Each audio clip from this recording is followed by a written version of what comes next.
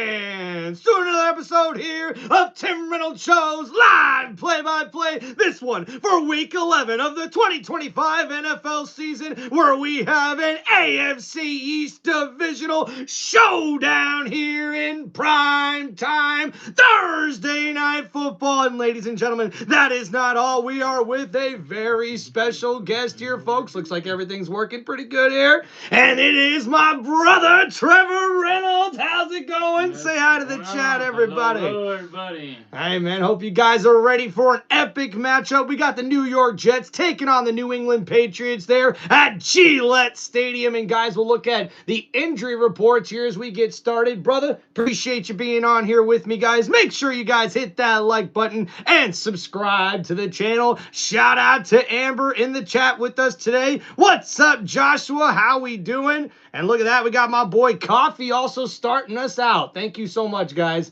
All right, so on the injury report here, guys, for the New York Jets, we see McGregor, the defensive end, will be inactive with a shoulder injury here tonight. And also Khalil Herbert has a groin injury, so the running back depth will be a little bit smaller here today for the Jets. Looking at the New England Patriots, it looks like Joshua Farmer is going to be inactive with the defensive tackle with an ankle injury. And we see Ramondre Stevenson is also inactive here tonight with a toe injury. And Austin Hooper, one of the veteran tight ends, is also inactive here today. So we'll see the running back depth really tested here today for New England. And the Patriots are on top the AFC standings here as they're on a 7-game winning streak. And they're looking to make it 8 straight here with a 39 temperature here, a wind speed of 15 miles an hour as we get ready for kickoff here on Thursday Night Football and this live play-by-play from Tim Reynolds Show. Let's go. All right. Woo! Let's go. All right, bro. Who you got winning today, man? I think the Patriots got this in the bag. Yeah, they probably do. They probably do. We still got to make the poll, though. See who's picking the Jets in this one. And we'll get the kickoff here as the Jets take it past the 20 and get tackled down right at about the 29-yard line. And that's where the Jets will start out here on offense. Hate allergies. All right, guys, let's get going. We got Justin Fields coming out. He's averaging 143 passing yards per game. That's the second fewest in the NFL. He's also been sacked 25 times, which is tied for the sixth most in the NFL this season. So we'll see what kind of Justin Fields we get here tonight. We're seeing electric running from the quarterback, but he has not been passing the ball well. And they'll start the ball here at the 28-yard line. It's 1st and 10. And Fields is in the shotgun here.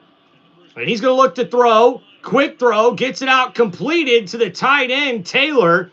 And Taylor actually is the son of former Miami Dolphin great Jason Taylor. Trev, did you know that? This guy's been playing very, very well today. And we know he's got good genes. So this guy will definitely be a guy to look out for the Jets. And Justin Fields has actually had 4 starts with 60 passing yards or less. And there's no other quarterback that's had that in 1 start this season. So we'll see what kind of Jets offense we get here today. It's 2nd down and 4. A handoff here in the I formation. That's Hall. And he's going to have enough for a 1st down. New York. And when we do the Giants games, I go with the Giants. But here we're going with New York because the Jets are the Jets. Oh, and looks like the refs are actually going to mark this one short. It's going to be 3rd and inches. Initially, it looked like Hall got enough for the 1st down marker, but he was not able to get it. So now the Patriots here with those badass new rivalry uniforms, looking like a Navy sort of military uniform, pretty badass. But now 3rd and inches. Fields under center, jumbo set. Fields tosses it. It's an option play. Hall on the right side's got some room, and he's got enough for a 1st down. Jets. And New York, the offense there, making nice work of that 3rd and inches play. As we see a very good option called here. Fields tosses it. Hall able to break through on the right side. And he gets a nice gain there of almost 10 yards. Very nice 1st down. Oh, dude, shout out. The chat is popping off here. Appreciate y'all. Let's get the poll going here. So Fields now under center, ball at the 48-yard line. And play action here for Fields. He's rolling to his right. He's going to run for it here. And he slides down near the 46-yard line, and that's going to be a gain of about 6. So 2nd down and 4 coming up here for the Jets.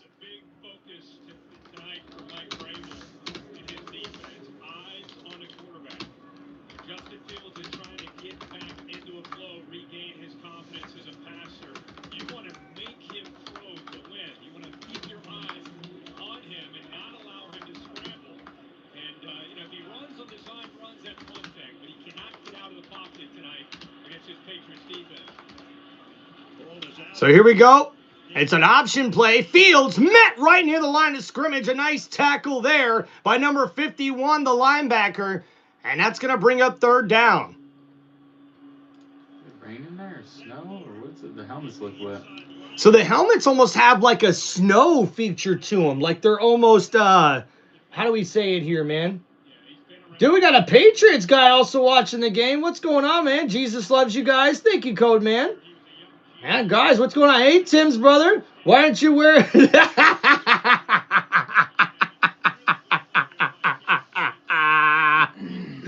Hey, it's probably the coolest kind of Miami Dolphin gear he's got, honestly. All right, so 3rd and 4 here, Fields. He's going to be rolling to his left. I think he's going to scramble here. He's got enough. He's past the 40 to the 35 and out of bounds right near the 33-yard line. A nice scramble there for Justin Fields. And that is a 1st down, Jets. Moving the ball. You are stoned. That's why you're wearing sunglasses. What's up? I always wear the glasses to start out, man. It's always what it is. So Fields able to use his legs there for the 1st down. There's our boy Keith in the chat. Appreciate you guys. We'll try to get to the comments here in a little bit. And oh boy, Williams, number 97, on the sideline now with an injury apparently for New England. That could be a big loss. And now Fields keeps it. He's going to run to the left side, and he gets out of bounds at the 29-yard line. It's a gain of 4. Or maybe 3 on the play, so 2nd down coming up. And now the replay here, Williams, number 97, who was injured. Looks like it was friendly fire, and Bardmore landed right on his left ankle, and that could be a big loss for New England.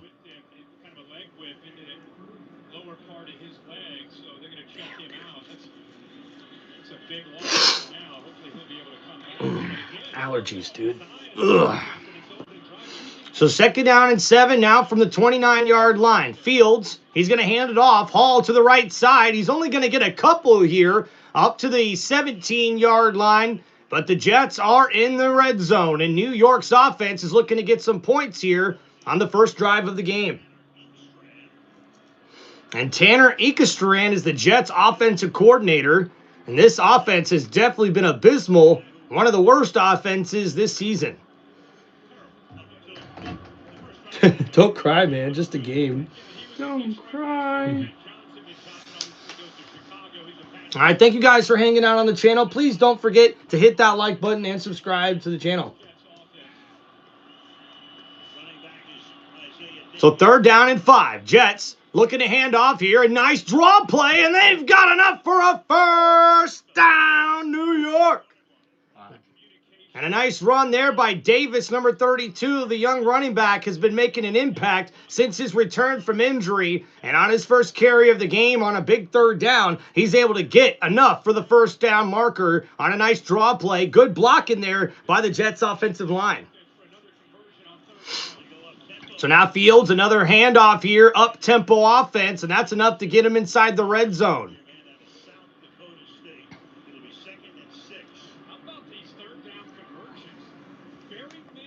And we've already seen this Jets offense really start getting things rolling here on this opening drive, and they've been terrible on opening drives dating all the way back to 2022. Only 4 touchdowns on 60 opening drives with 7 turnovers and 35 punts. So now 2nd down and 6 coming up here for this Jets drive that's already gone 10 plays, 56 yards. At the 16 or 17-yard line, Fields, another toss play. Wait a minute, the receiver looking to throw. Fields, oh man, almost comes up with the grab, and that's incomplete. The trickery. What did you think about that, dude? That's good play right there. What do they call that? They call it a reverse, but what's it, Williams? Was it Williams here? So Williams, number 18. Wildcat? Yeah, well, he's getting the reverse, but instead of running with it as the receiver, he's trying to throw the football all the way back to the quarterback. That was right on the fingertips of Justin Fields there. That would have been a nice first down. I mean, that would have definitely given them momentum here to the Jets early on. But now a big third down coming up here in the red zone, here at the 16-yard line. Let's see what they got. Field in the shotgun here. Blitz coming. And wait a minute, we got a whistle. And do we get a timeout? See double zeros. Ooh, and did you catch that?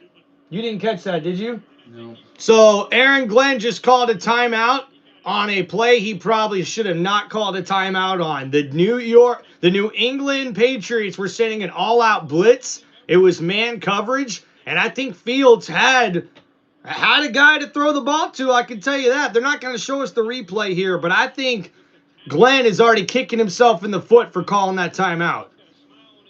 But here, now we'll have to see if the Jets can make it pay off here. They're down to 2 timeouts here as we're approaching 8:20 to go here in the first quarter. Yeah, Fields don't look happy about that. You could see kind of the frustration on his face a little bit, like, come on. Like, he knew I had something. Like, I knew they were sending the blitz, and he thought he had a guy. Not that they would have made the play. We don't know. Yeah, but exactly, yeah. Here we go.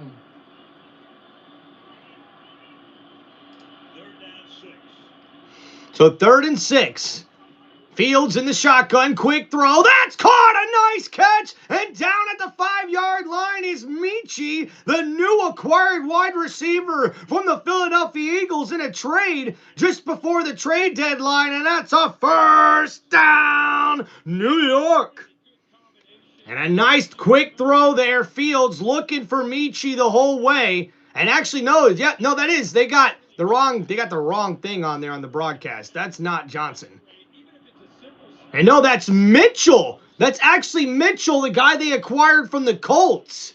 A nice grab, the guy they traded for Sauce Gardner. And now Hall, here on a draw play at the 6-yard line, gets it up to the 5. It's going to be 2nd down and goal. You noticed that, right? They did Johnson. Yep. So they did Johnson as the wide receiver, but it was actually Mitchell. So we were both wrong. The broadcast was wrong, and I was wrong. When you do all these trades, you got to learn who the new receivers who's are. on what team now? Yeah, because now you got new guys on new teams. Can you believe the Colts got Sauce Gardner? I know, that was an epic trade. I did not see that trade coming. That makes them a super contender for pushing. Absolutely. Yeah.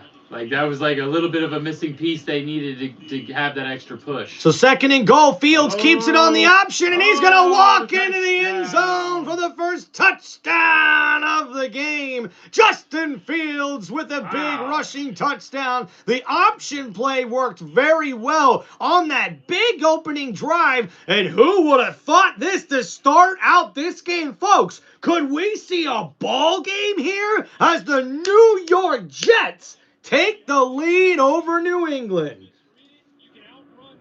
Wow.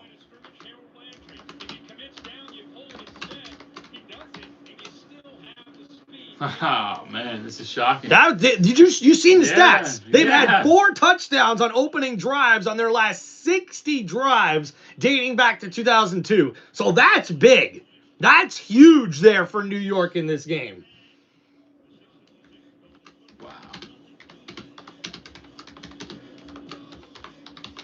Now think of this too, like I'm not a big sports better, right? But just think of this for a second.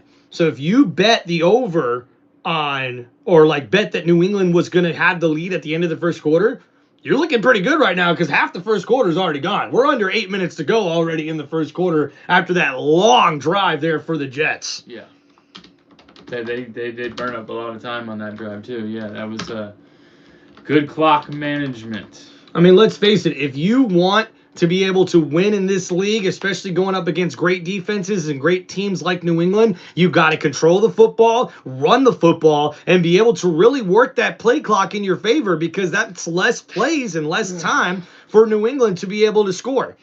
Bless you, by the way. Thank you. All right, guys, we're going to get to the comments here in just a second. We see it's popping off here a little bit. Thank you guys so much for hanging out in the channel. Please don't forget, guys, to hit that like button and subscribe to the channel. Oh, my goodness. Thank you guys for all the love right now in the chats. I got 2 people playing tonight. Oh, you got 2 people playing fantasy? There you go, dog. One on each team.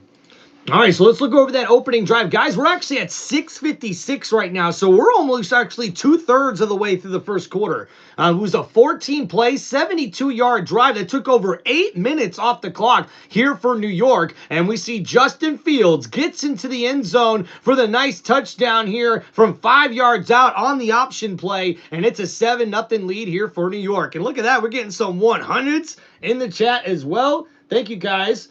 All right, we got our boy Joshua in the chat. If you recall, the Bucs made it look easy, but until it wasn't. Hey, look. Hey, Joshua, wearing the Patriots for you here, dog. Represent, man, for New England here today. That's who I'm rolling with today, guys. And big shout out to also, man, this shirt was actually made by my father-in-law, so this is pretty freaking cool to be able to rep this out, man. Look, we got a Patriots guy in the chat. Thank you, guys. Zigzag here with a couple of the 100s. Appreciate you, Zigzag. What you doing Sunday, Dennis? You know what we doing Sunday, bro. We streaming the Bucs game. Juke, my boy, what's going on, man? I'm the sports bettor here. We know, bro. Zigzag, cheers to you. It's too, man. Oh, look at that. Juke singing a Linkin Park song. That's my dog. Love Linkin Park, man. LSU just hired Josh McCown. There's no way that just fucking happened. There's no way. Keith, what's going on, man? Hope you're doing good. Little trickeration, says Joshua. He's liking these uniforms. Yeah, Joshua, you know, my brother actually pointed out that apparently the uniforms represent sort of the military back in the day, right? Up there? I think it's some kind of Norfolk, from that area where they first settled in New England. It's kind of like, I think it's like a rendition of their first uniform, that color. It reminds me kind of like a Navy uniform, and our dad was in the Navy as well. And here comes out Drake May, who's second in the NFL with a 72% completion percentage, over 2,500 yards passing, which is third in the NFL. And he's also tied for third in touchdown passes with 19 here on the season. And a decent return for New England, and they'll start this one out just past the 30-yard line. It's 1st and 10 now for the Patriots. Those uniforms actually look a lot more cool on TV, I gotta admit. So now on the 31-yard line, play action here for May. Quick throw, nice catch, Hunter Henry, but he's tackled down immediately by Williams, and that's no gain on that play. So the defense here for New York comes in with 2 of their top defenders traded away just before the trade deadline. And now because of that, we'll have to see how this defense responds here in this one. It looks like Drake May, 5 straight games with 2 touchdown passes. That's the longest active streak in the NFL. And the running back Henderson comes out of the backfield. May is in shotgun. New York showing blitz on the play. They do send one, but they pick it up. Nice catch. Diggs makes a move, and he's going to get a nice gain of 8 yards. Ooh, and a big, big tackle. Did you see that? Yeah, he body slammed him. That was like a German suplex. Oh, no. Really? Did they just call a personal foul? There's no way they just threw a flag on that. Are you kidding me? Is this a soft league? You've got to be shitting me. His whole momentum is carrying him. There's no way, bro. Wow. They called a personal foul on that, Trev. Is this the soft league? Yep, that was, it was an aggressive tackle, but I don't think it there was nothing excessive. He was not trying to hurt him. No. You should have blew the whistle before. If you wanted to stop the forward progress and it was blown, then you should have blew the whistle before he had to take him down like that. I mean, come on, man. So here we go. After the personal foul, now at the 46-yard line, a nice handoff there for Henderson, and he almost breaks a tackle and gets it down to the 39-yard line. Yeah, guys, what I'm saying is that to me, it looked like bang, bang, like it all happened right at the same time. I didn't see anything excessive that was like a personal foul. I mean, I thought it was just a regular football play. But we got a nice run there by Henderson. Almost breaks through, but a nice 7-yard gain, I believe, there. It looked excessive to me, says Josh. So 2nd down and 3 from the 39-yard line. Drake May tosses it to Henderson on the left side, and he's stuffed in the backfield, and that's going to be a loss of 2 on the play, and that's going to set up 3rd down. That's not what New England was looking for there on that play. Yankee Kyle, what's going on, man? And Dakota repping his Jets. Keith says Gronk signed a 1-day contract to retire as a Patriot. Congratulations to Rob Gronkowski, also a Super Bowl champion with the Tampa Bay Buccaneers. And last week against my Buccaneers, Henderson was the 4th NFL rookie with 2 rushes for touchdowns over 50-plus yards. So now here at the 3rd and 5-yard line, Drake May in the shotgun, quick throw, Diggs with the catch, makes the move, but he's going to be tackled down short of the line to gain, and it's 4th down and short coming up here for New England. A nice throw there from May, pressure in his face. He's able to get rid of it to his number 1 target, who's already got 2 catches here on this opening drive, and now 4th down and 2, New England's going to go for it here. What do you think, Trev? Good call? I mean, they're at the 38. I mean, I guess it's just outside of field goal range. Yeah, I'd go with it. So 4th and 2 here from May in the shotgun. He's going to look to throw, 4-man rush, plenty of time. Throw, caught! Nice big catch by Douglas, and that's a 1st down, Patriots! Hey, going for it early. Josh McDaniels gets in his playbook, and he dials one up. Douglas ends up coming open in the flat there. It's one-on-one coverage with Steven. He comes in motion inside, and then boom, nice route run there. Breaking some ankles on that one, and a stiff arm to boot. You see the footwork for a receiver is so important. Man. Like you said, broke the ankles there. So now we got an I formation here. And the Jets are showing blitz. Ball at the 31-yard line. Hollins comes in to block. We got a run play. Henderson runs up the middle for about a gain of 2. So 2nd down and long coming up here for New England. And man, I'm telling you, Trev, the more I look at these uniforms, this is very stylish. I love the gray face masks. Everything, the numbers, the NE on the side. I love the stars on the collar. Yeah, the stars on the collar, I feel like, are a nice touch. I mean, it's like almost like a military style, really badass, fancy uniform.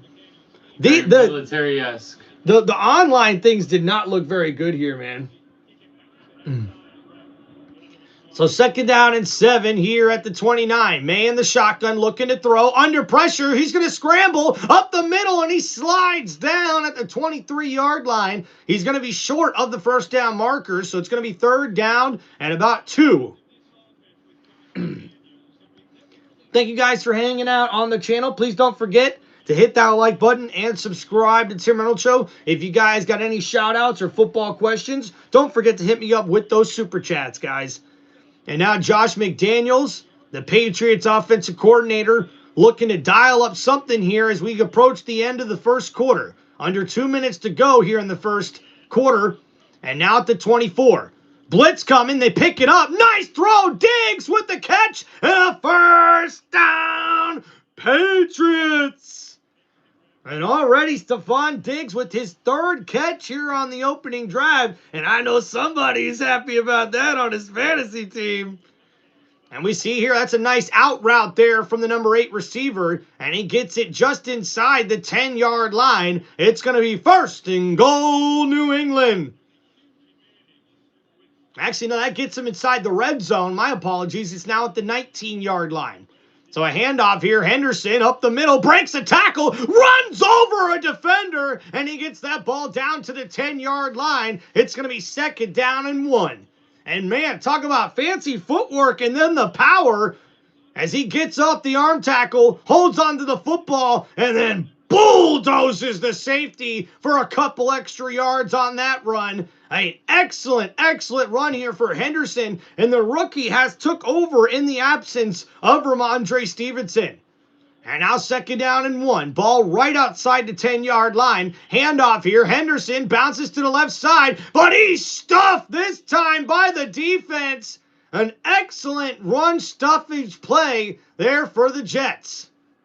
And their defense now on 3rd and 1, looking to be able to hold New England to a field goal attempt here.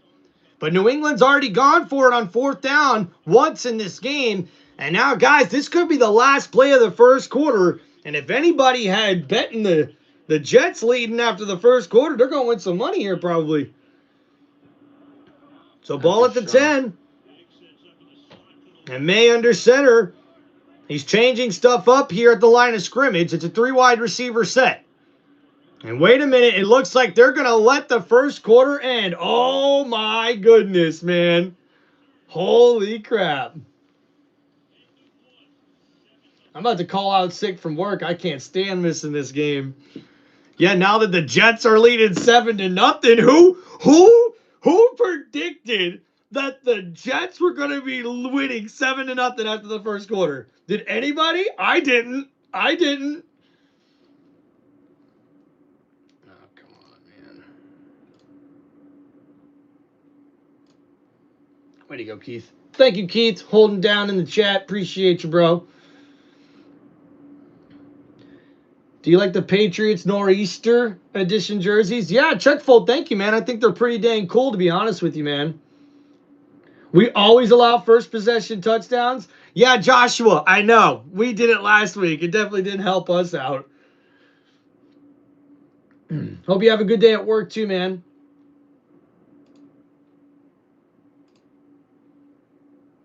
Any given Sunday, says Juke. Hell yeah. All right, thank you guys for hanging out in the channel. Appreciate y'all. Boom, boom, boom, boom. All right, I think we're all caught up.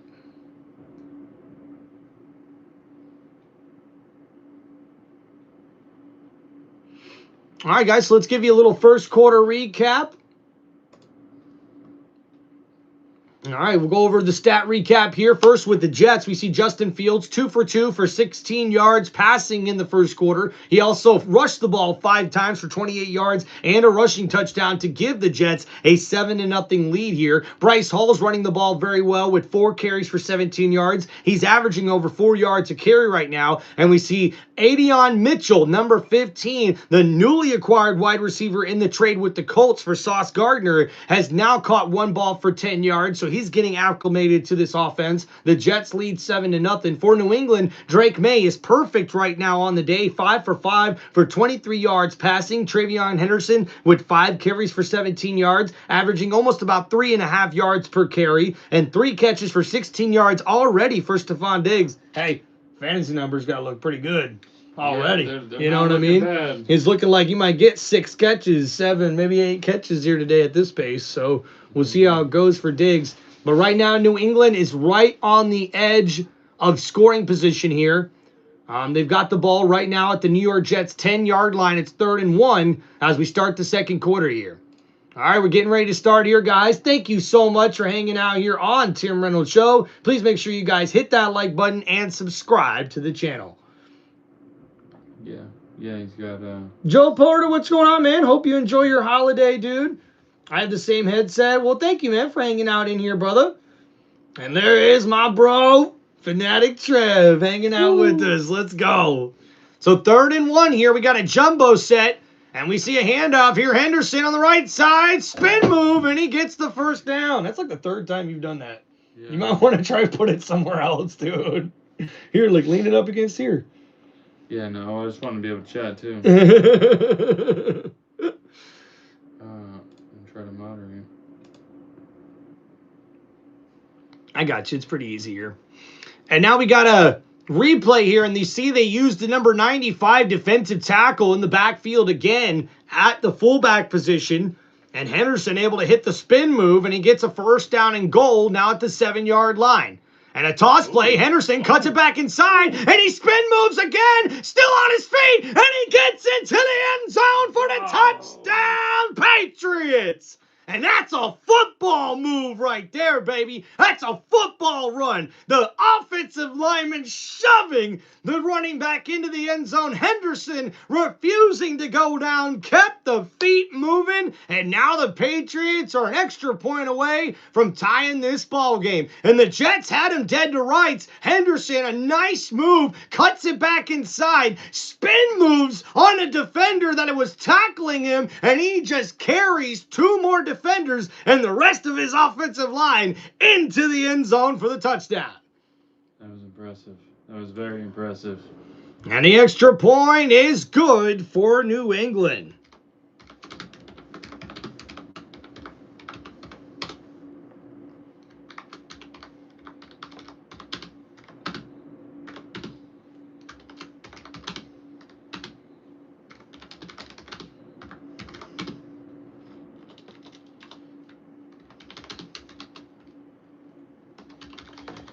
Good to be hanging out. Heck yeah, dude. Chandler, welcome back. Hope you're doing good. We got our boy Joshua excited. Nice to see the Reynolds boys hanging out. Well, thank you, Amber. Appreciate it. Whoop, whoop. All right. Well, we know what time it is. Time for the soda. Woo! Love that pop, baby. You love that noise. Drink your water. It's good for you. If you got a water, if you got a drink, you guys make sure you get one out. Cheers to y'all. Thanks for hanging out. And cheers to my bro for hanging out with us tonight.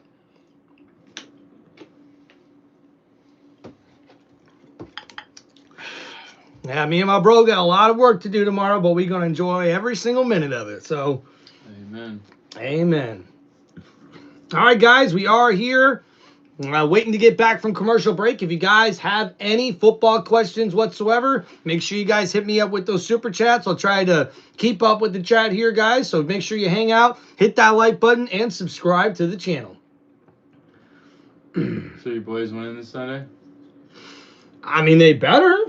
Yeah, I know. I wouldn't have said that. Buccaneers beat up on some Bills. I wouldn't have said that before last week. Okay, last week we didn't really take advantage of some opportunities to be able to really compete against the Patriots. Like we had opportunities and we just did not. Came up short. That score was not as close as what the game was. So for me, if Miami can beat Buffalo, we should definitely be able to beat Buffalo. I agree. And if freaking Bucky Irvin comes back, we should definitely beat Buffalo.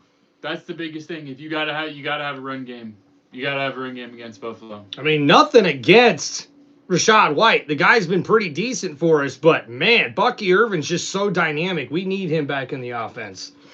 So we got trivia from my bro here, Joshua, one of our members. He goes, trivia for Tim's bro. The Dolphins debuted which uniforms in 2008 and decided to spam it the whole season? Interesting. I got a good guess, actually. But I want to see what Trevor comes up with. I think that was the orange. Ooh, that's what I was going to say. The orange jersey. Yeah, the orange jerseys, right? That's what we're going to go with, Josh. You tell us what we think. All right, so we got a nice return here at the 25, up to the 30, and gets to about the 31. That's where the Jets will take over here on their second drive. And that's scoring drive. Oh, formation. I'm sorry. Did I read uniform? Formation. My bad. I read uniform. I'm sorry about that, Joshua. So formation, that had to be. Oh, we know what that is. Remember Brown, Ronnie Brown? That's when you first became a Dolphins fan. Oh, the Wildcat. The Wild. That's my dog, dude. Come on. I know that was it, right? Come on. I know that was it. We used that a lot. You used the crap out of that. There's a lot of prime footage to show. So 1st and 10 here. Hall on a nice draw play. Doesn't get anywhere on that one. The rush defense there for New England comes up with the stop. And good news for Patriots fans. Williams still on the sideline, but it looks like he's raring to get back in after going to the locker room. And he's there on the sideline trying to keep things loose. Maybe not as bad as first thought. So it looks like Milton Williams is going to be all right, guys. Yep, BSS Wildcat. He hated that. Everyone hated that formation, dude. So 2nd down and 9. Fields in the shotgun, going to look to throw. Quick throw. Oh! And Mitchell was open on the play, but he wasn't able to connect. So it's going to be 3rd down and long for the Jets. And that one just a little off. And there you go, guys. Williams already back on the field, now at defensive line for New England. Nice to see number 97 back out there for the Patriots. So, guys, on that last play, Justin Fields had his man just a little bit thrown too far outside, so a little inaccurate. And the Jets are 4 for 4 on 3rd down to this point, but a big 3rd down and 9 here at the 32-yard line. New England showing blitz on the play, a late blitzer, and Jets pick it up. Taylor with the catch, but he's going to be tackled down short of the line to gain. It's going to be 4th down and 3 coming up for the Jets, and the punting unit comes out on the field. So for New England, a nice response. See, you get the touchdown after the opening drive touchdown and then a quick 3 and out. Now the momentum has shifted right back in New England's favor as we got a tie ball game here at the start of the 2nd, and we'll see our first punt of the game. Yeah, Joshua, appreciate that with the trivia, man. Honestly, for me, the Wildcat, I think, is better suited in offenses now for college. But honestly, when the Dolphins brought it out, I thought it was one of those formations that you would have thought a lot more teams were going to try to utilize and do. But honestly, not everybody can do that formation. Like what Miami was able to do was historic because nobody has been able to run an offense like that in the NFL since we're talking like back in what? The 60s, the 50s? That, believe it or not, Wildcat was kind of how football used to be. Yeah, that's like that backyard football scheme. Like you just kind of that trickery play that just you can always find that quick spot open, and because the defense is looking at everybody like, what are they doing? They're all trying to figure out what's going on. They don't know where to go, who to block, or what guy to grab. So yeah, it's a great way to really trick the defense and to get that even if it's a little short gain. Yeah, anything you can do to make the defense question what you're about to do is good. And Ronnie Brown, too, was also one of those guys that, like, he took care of the football so well that you could count on him to run those options on whether or not he was going to keep it or he was going to hand it off. And, I mean, gosh, man, like, can you think of a better Miami Dolphins duo? Ricky Williams and Ronnie Brown? I can't think of one. And look, Dolphins are a historic franchise. Don't get me wrong, but... like, those guys were just so cool to freaking watch. Joshua says, so glad Melton came back in. He's huge for us. Hell yeah, dude. Jets will cover the spread but lose the game. Miles, I kind of like that bet right now, to be honest with you. Typical Pats game will go down 7, allow a TD. Rest of the game except for garbage time.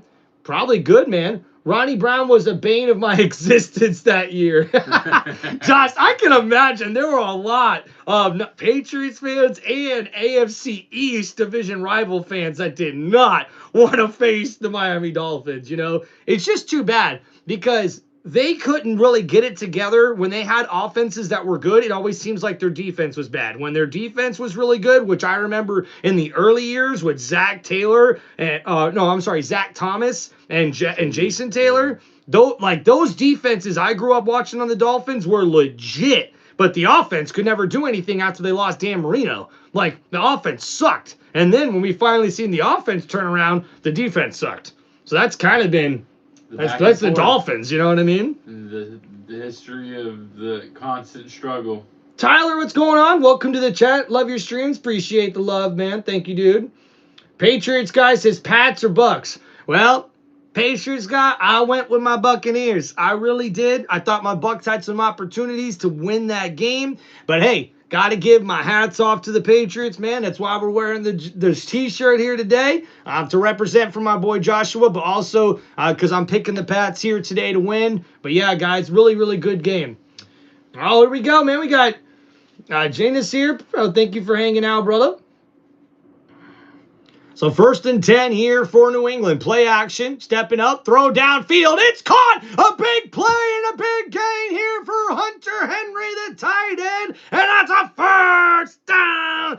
Patriots. And the biggest gain of the game here for the tight end for New England. And we see a big box here loaded up, and they all bid on the play action. And the tight end gets over the top of the linebackers for a huge first down, New England.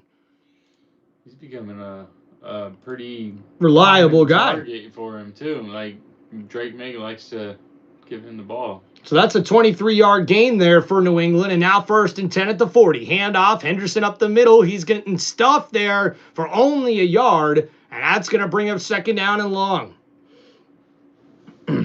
Roy, what's going on? Welcome to the chat. Thank you guys for hanging out. We're already up to 25 likes on this live stream. That's what I'm talking about. Button. All right. Thank you guys for hanging out on the channel. Special guest here. My brother is joining us here today. This is a very special occasion, even though we got a lot of work to do tomorrow, which I appreciate you, bro. Thank you so much for being here and helping me out with that. Hey, but we're going to make the most of it here tonight, aren't we? That's so it. 2nd down and 8. May, he's going to step up, scramble. He's going to run for it. Oh, and Williams, a nice hit. And he lays down the shoulder pad on the quarterback. And that's only a gain of a yard. So 3rd down and 10. You know, Drake May is actually kind of an underrated rusher. But when he rushes in the NFL, it's almost like he's too hesitant doing it. Do you see that? Yeah, I don't want to say scared, because if you're scared in the NFL, you shouldn't be in the NFL. Scared of getting blindsided. If you're scared of getting blindsided, you should not be in the NFL, because it's going to fucking happen. I promise you. So 3rd and 7 here at the 43-yard line. And Drake in the shotgun. Blitz coming for the Jets. Actually, they had 2 spies on him. A nice throw. Hunter Henry throws off the defender, and he gets it up for a 1st down. Patriots. And Hunter Henry's looking like that go-to guy here, Trev. You called that one. Probably a good fantasy day there for the tight end as well. Yeah. He's already got, I think that's his 3rd or 4th catch already of the game. So nice big gain there for New England over the middle. Gets him across midfield and inside the 45-yard line in New York territory. Yep, proud Finn fan. Represent. So now 1st and 10.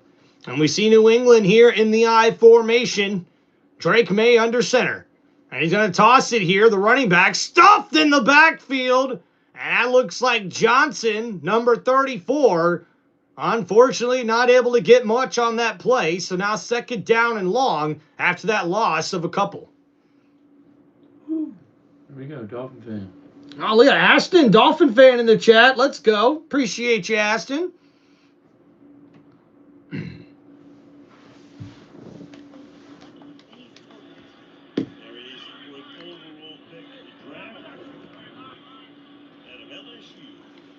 So 2nd down and 11, now from the 46. May in the shotgun, looking to throw, steps up in the pocket. He avoids the rush, gets rid of it. That's caught wide open as Hollins, and he gets inside the 30 to the 26-yard line. 1st down, Patriots. We got Chargers and Cardinals fans in here. Yo, what's going on, man? Appreciate the subscribe. Thank you, guys. Don't forget to hit that like button. So Hollins there was lined up one-on-one on the outside, and he's able to find a hole in the defense. The quarterback. Man, let's go. Hell yeah. Got a little bit of everybody here tonight. Tyler, thank you, man. Appreciate you showing some love. Super Bowl, here we come, says the Patriots fan Joshua, one of our members. And now May.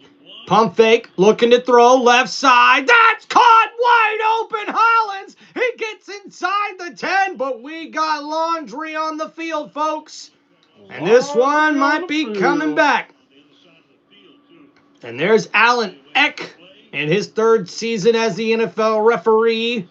And we'll see here, this is only the 2nd penalty called in the game thus far. So pretty clean first half as far as penalties, right? Gotta love that. Yeah, that makes for a good football game. Usually it does. Usually it does. Leave it all on the field. Oh! So 2 illegal contact penalties on the defense. And those penalties will be declined, and they'll keep the first down marker. So you see here, Hollins one-on-one with Stevens, number 21. It's an out route. Hollins literally changes it up right at the last second when he sees he's unguarded, and May able to find the veteran wideout on the left side of the field. And that's a big gain there for Hollins, who makes his second catch on the drive, a gain of 19 yards after catching another 19-yard pass just before. And now it's going to be first and goal here at the 7-yard line. So I formation here, handoff, Henderson bounces back inside, and he gets into the end zone. Touchdown, New England! And Travion Henderson has turned into the go-to guy on this offense with another rushing touchdown here to give New England a lead here in the second quarter. You know, at one point, someone dropped him in our league. And now he's probably on some. He should be in someone's starting lineup against the Jets. I wonder. You got to look at that for me. Did he get started in our league? No. Oh my gosh. And the extra point is good. 14-7.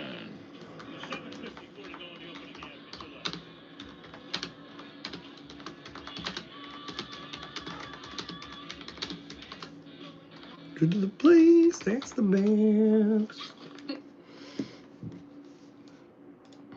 All right, there we go, guys. We've updated the score for y'all. We're about halfway through the second quarter now. Man, we're almost to halftime, guys. It's just now 9 o'clock. This is nuts. All right, so we'll look at that last drive there for New England, and it was 8 plays, 83 yards, and took almost 5 minutes off of the clock. And the 7-yard touchdown run gives New England the 14-7 lead. And Travion Henderson now has 9 carries for 36 yards and 2 touchdowns now on the day. And New England leads 14-7. And Drake May is actually perfect on the night. 9 for 9 right now for 97 yards. So we'll make sure to give you guys a complete stat recap at halftime and after the third quarter and once we get done here today as well. Woo! Miles says I got May as my fantasy starter. Yeah, you're looking pretty good. The dude forgot to take out Garrett Wilson out of his lineup. Well, he's still got oh no! He's locked in. Oh no! He's locked in. Woo! And that's the guy. You need this win. So oh yeah! Oh shit! That means he's gonna get a 0 no matter what. Oh shit! Come on, playoffs! If I make the playoffs, to me, I'm gonna celebrate that. Okay, I'm the defending champ, and I started literally 0-5, and I make the playoffs. Let's freaking go, dog. Yeah, let's freaking go, bro. I think I'm like swapping spaces with you. Yeah. Hey, all I know is that I've been one of the few people to make a pretty decent trade this year. He got him. Ah, damn, he did start him. Good move though. Good move. Who's he facing? He is facing RJ. Yep, RJ. Gotcha. All right, so guys, here are the trade deadline deals. Quentin Williams was traded to the Cowboys for a second-round pick and a 2027 first-round pick with a young defensive tackle, McKee Smith. And then wide receiver Mitchell and 2 first-round picks were sent to the Jets for Sauce Gardner. So a lot of draft capital here for the Jets as they look to rebuild here and sort of build a contender over again. And we'll have to see how that works out for the Jets, man. I cannot honestly remember a Jets team being competitive since Rex Ryan was fired. Honestly. And I thought Rex Ryan shouldn't have been fired. I thought they needed to get Rex Ryan better players. Even right now, Rex Ryan being rehired would be better than them hiring probably or keeping Aaron Glenn, honestly. But now we see a nice return here for the Jets, and that gets them inside the 35. So good starting position here coming out for Justin Fields. And there's the legend, Al Michaels. In the earliest days of watching college football, all I remember is that man right there, Kirk Herbstreit. Yeah. He's been calling every single big college football game I've ever watched in my entire life. And now seeing him watch NFL games or do NFL games, That's probably one of the main cool things I like about watching Thursday Night Football is these two guys. Yeah, that makes for. I mean, you got good broadcasters. When you got good broadcasters, it makes for good entertainment. So 1st and 10 here now for the Jets. Handoff here, Hall. He cuts back inside, and he gets a nice run there. About 5 yards on that carry. So that's going to bring up 2nd down. I got him in the family league. Nice. Joshua did say Rex Ryan is a better coach than the dork boy in Miami.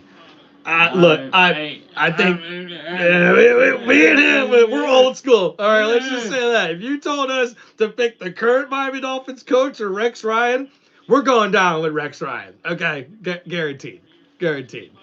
No disrespect to McDaniels, okay? No, but yeah. You very, very unproven McDaniels. McDaniels is like, please don't do this. Rex is like, don't you do this. So 2nd down and 5. And now Fields looking to throw. Blitz coming from New England. Quick throw. That's caught. The tight end with a nice grab. A gain of 2 yards on the day. Or on the gain there. At number 89 with the catch. And that'll bring up 3rd down now for the Jets. A quick throw and an even quicker tackle after that play was made there by New England defender. And Fields was a little bit under pressure on that one, but I'm liking what I'm seeing from Fields here early on. He hasn't made any bad decisions, only one really inaccurate throw here today. So 3rd down and 4, but the Jets really need to get something going here before this game gets too out of hand. Now ball here at the 44. Fields looking to throw. Downfield, big throw, got a man, and Mitchell, oh! And I have to see the replay, but I don't know if Mitchell just dropped that or if we seen Gonzalez there make a great play. Number 0, the defender. And you see him here, it's 1-on-1. Mitchell, number 15, had a good move there on him. And then, yep, I think Gonzalez just made a great play. There was some contact. No! Mitchell just not able to bring that one in. Gonzalez was right on him, though, and that's going to be incomplete. So now a 4th down punt, and we'll get a fair catch here at the 15-yard line. And, man, that was close right there, man. We almost seen another big play. Yeah, exactly. That would have been that may have been a touchdown if Gonzalez would have been falling down and Mitchell would have kept his legs up. You never know. Mitchell, though, is notorious for that, though, man. He's a guy who's got speed, but doesn't always bring it in on those big catches and opportunities. That's for sure. So Miles here says Achane is a top 3 back in the league. Waddle is solid too, but everywhere else the lineup needs help badly. Now, Miles, where I'm going to disagree with you is the reason why Achane is not a top 3 running back is because he's only one threat.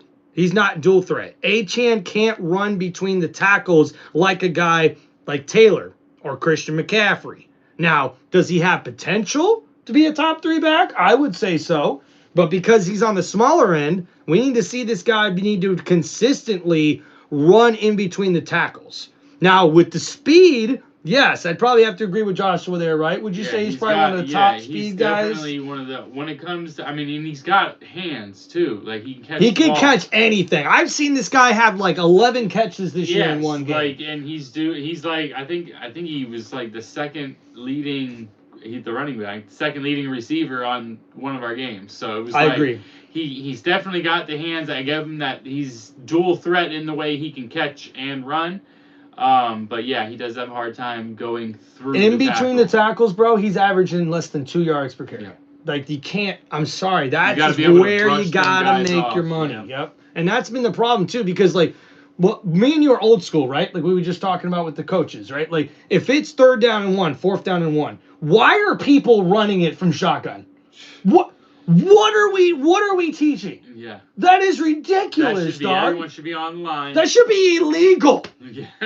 Like, you want to complain about the tush push? Fuck that. You know what I want to complain about? When your damn offensive head coach wants to go, I got a great play here. Let's put Tua and Achane in an option play on 4th and inches. We'll get it. We'll fucking get it. Yeah. We'll get it. We'll get them 4 inches. No, dude, put fucking Ingold in and give him the fucking rock. He'll get you. Put Gordon in. There you go.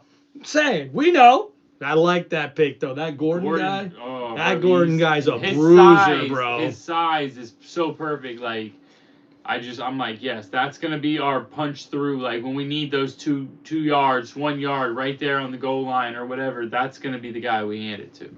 Yep. It needs to be at least. Well, hopefully. No, Keith, no problem, dude. I'm so sorry you had an emergency, man. I hope you're doing okay. Dragon Master, we got a Bucks fan in here, man. Come on, here we go. All right, so 1st down and 10 now for New England. Ball at the 15-yard line here. And Drake May's the first Patriots quarterback since Tom Brady to throw five straight games with 2 touchdown passes. And Henderson makes a catch there, a gain of about 5 for the running back. And that's going to bring second down. AJ Brown goes to New England. It's a new New England dynasty again. They haven't been removed long enough. But you know what though, Joshua, you make a great point. That's probably the best fit for him, right? It would be. He would go right back with Mike Vrabel, and McDaniels would use him like a freaking Randy Moss. I mean, between him and Diggs, yeah. Watch out for that move this offseason. Oh, man. 2nd down and 5. Quick throw. That's going to be caught. Hollins, he's going to have enough for the 1st down, refusing to go down, and a big gain there. I don't know where their cap space is at for that move, though. Yeah, because New England has the most cap space out of any team. Oh, then it's definitely something you could see happen. So 11 straight completions now for Drake May. That's the longest streak to start a game in his NFL career. We're seeing history here for Drake May, Trev. But it's against the Jets. Yeah. Right. It's the Jets. So 1st and 10, May from the shotgun hands it off. Henderson met right at the line of scrimmage, and he's going to be stopped for no gain on the play. And you got to give it to this Jets defense, man. They are giving some good effort here. We've seen the mistake on the PI call, or I should say the blown coverage. Really was the only mistake for this defense, but Drake May has just been very efficient here in this one. And he's still one of the youngest quarterbacks in the NFL right now. 2nd down and 9.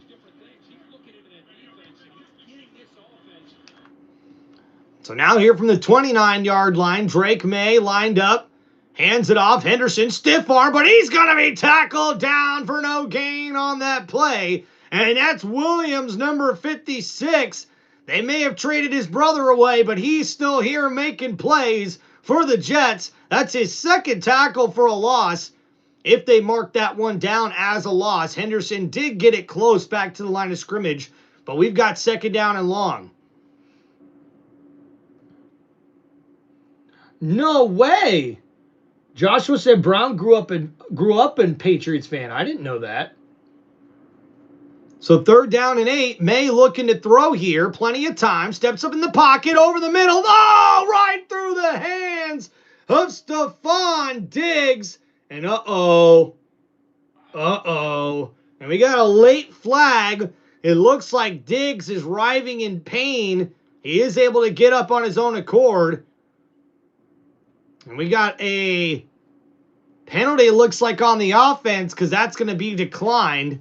They didn't specify the penalty here. And, man, that could be a tough blow for New England. It looks like Diggs is limping to the sideline. Looks like he may have hurt his back. And, yeah, man, Drake May just kind of floated that one.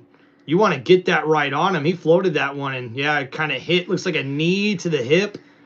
So that may be a flexor. We'll have to keep an eye out on that. At least he's already got 3 catches. That's better than nothing. Yeah, I know. I just wish he had a little more points up there. So we see a nice return. A little more. It's like punt return gets to the 30, but now we've got a penalty flag on the play. As we get ready to see the Jets come back out on offense, we got just over 3 minutes to go here in the 2nd quarter. Well, we're almost at halftime, so I'm sure he might be able to go. Oh yeah, go in and get. Yeah, you're right. He'll be able to come back out. I think if he's able to walk. If you're able to walk off, what they should do. There's only 3 minutes left. Take him back now. Yeah. Let him start doing whatever that needs to be done to it. Yep. Yeah. Exactly.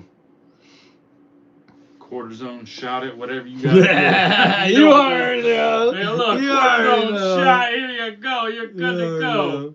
Jets better not let me down or I'm cooked, says Project Boy. Well, you might already be cooked, dog. Yeah, 14-7. I mean, especially if they finish walking the ball down the field here and make it 21-7. That's who gets the ball at half? It will be New England. Yeah, that's going to be rough. Oh, well, Miles says that the Dolphins might be able to tap out at 7 wins. What do you think, Trev? And hey, Keith says what up as well, Trev. What's up, Keith? And we got Isaac says here, this will help us. He says, I'm a Baltimore Ravens fan. What do you presume the Dolphins' record will be at season's end? Our boy Miles here says maybe 7 wins. You think that's feasible? Yeah, I think 7. There's a few teams. I mean, I don't know, because I'm so perplexed with this team right now. For them to go out and play as awful as they did this beginning, and then go out and play the Bills and play that good and look. They looked good against the Bills in the first matchup, though. Remember that? It was Thursday Night Football early in the season. I think it was week 3. Here, we can actually go back and look at it. Yeah, but it's like, I don't know. I don't understand why when it's them. I know, like, everybody on the Dolphins, they love to beat like any division rival, you play a little harder. Every team does. It does seem that way. It doesn't matter who you are. But it's like they're a good football. The Bills have a good football team, and they play solid football. See, this is what I'm talking about. See, sometimes you got to really look at things just because people want to do this. They want to be overreactionary, okay? And when we look at the Dolphins season as a whole, look at early in the season. Yes, they did lose 3 straight to start. They got blown out by the Colts, which was not good. But they responded the next week against the Patriots. The Patriots only won 33-27.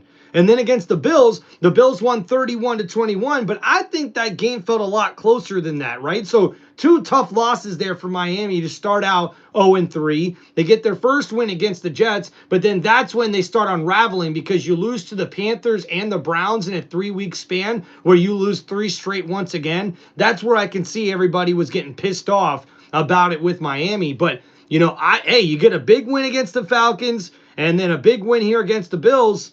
Like, hey, they could finish their season on a high note, man, but we'll have to see. There's definitely got to be a little bit of changes. So we got Hall there. He's going to get about maybe 6 on that carry as we approach under 3 minutes to go.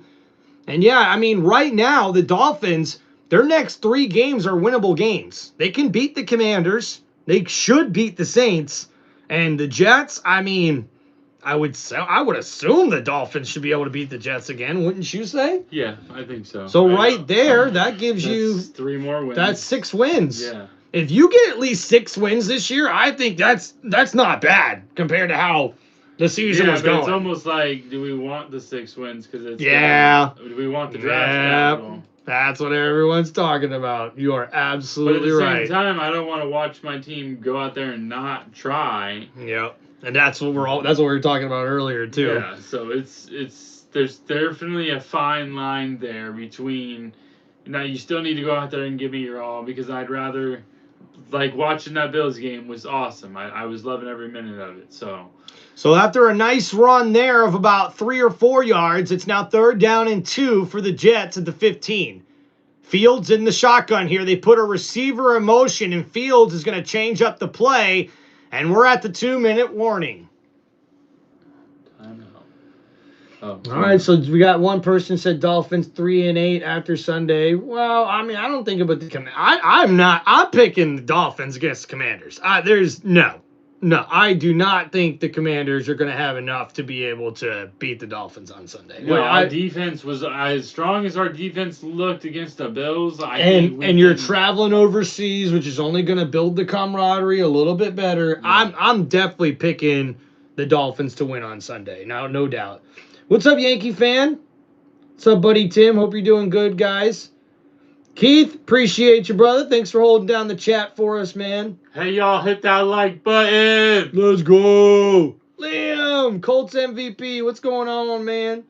Hope you guys are doing good. All right, looks like we're all caught up here. All right. So we are getting close, guys, to halftime. So don't forget to please hit that like button and subscribe to the channel. If you guys have any football questions or any shout-outs you'd like here on the channel, don't forget to hit me up with those super chats. When we get to halftime, guys, we'll do a full halftime stat recap before we take just a little break. Make sure we hit the bathroom, get our drinks refilled up, get a little snack. We'll only be gone for a few minutes since my bro's here. We'll come back and we're actually going to chat with you guys a little bit during halftime. So there's a little bit of special surprise for you guys. So I'll try to get through that stat recap as quick as possible. And oh, shit! Trevor, look at that, brother! Guys, big shout out, man. Great channel you got here. We got a $2 super chat donation. Appreciate you, man. And we got Incognito says go Jets. And man, thank you. We got Raiders coverage. Thank you, man. Great channel you got here. Appreciate you, bro. Thank you so much, man. Appreciate the love. Boop, boop. Let's go. Hell yeah, man. Yeah, Miles, you're totally right. The Commanders have way too many injuries right now, and Miami's coming off of what should be a good momentum win for them. I'm definitely rolling with Miami this Sunday, dude. I'd be willing to bet money on that because I just don't think the Commanders, they're coming off of a bad loss, right? You're traveling overseas, all that traveling. What are you doing? You're thinking about that the whole entire time. I just don't think the Commanders are going to be able to come out and handle the firepower that the Dolphins should be able to have because they're now getting healthier, the Dolphins are. So, and Waddle, that was a good game for Waddle, man. He finally had a good breakout game, dude. Coming back into his role, you know, Tyreek being in the situation, he don't get a lot of love because the ball's always trying to get floated to Tyreek. So. Oh, we got someone from Turkey, Trev, hanging out with us. 3rd and 2. Hey. Big throw. Mitchell! Oh, Mitchell! Mitchell, number 15, had an opportunity, but thrown behind him. It was incomplete. Man. That's the second one. He's had that good opportunity there, man. You pointed it out, Trev. That's the second throw today in this first half. He's wide open.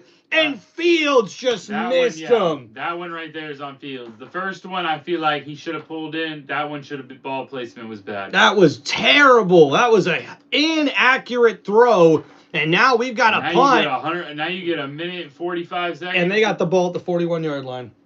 See? Oh, man. That's tough. That is tough. That's rough for you Jets fans. And you see right there, that's the difference in these NFL professional games, guys. Fields is only missed on 2 throws. One of them was a 3rd down early on, forced a 3 and out. And now this one, a very inaccurate throw with a wide open receiver, another 3 and out, crucial part of the game. And now the Patriots only need about 20 yards and they're in field goal range. So that's bad. And that puts them 3 scores and out. That 2 scores. 2 scores out. That puts them 2 scores down. I do not speak Turkish, but thank you so much for hanging out in the chat. If you do have any football questions or any comments or any shout-outs you'd like to make in English, you can hit me up with the super chats. But, hey, thank you so much for hanging out. Man, we're reaching all the way to Turkey. Like, let's go, man. Go. Come on. I'm a big parlay guy, so this is my play-by-play sure helps. Hey, no problem, dude. Thank you, dude. And Joshua, one of our members, shout out, dude. So 1st and 10, handoff here. Henderson, nice one. Wait a minute, we got a flag. So the whistle is blown dead. Dirty laundry. Dirty laundry. I like it. Isn't that? I got that from Tom Grassi. Yeah. Oh, yeah. We got laundry on the fields. No, I call it dirty laundry because it ain't ever fucking clean. No, it's never clean. It's always dirty. Yeah. Oh my gosh, look at that, Trev. 2-minute situation, there's 12 guys on the field. Yeah. What the fuck are they doing? Rookie mistake. Like, that's terrible, bro. Who is that? That's Steve Wilkes. He's a good D coordinator. He's a good D coordinator. Well, it's his fucking defense. Who was responsible about getting enough guys on the field? Hey, that's what happens when you trade your fucking defensive stars.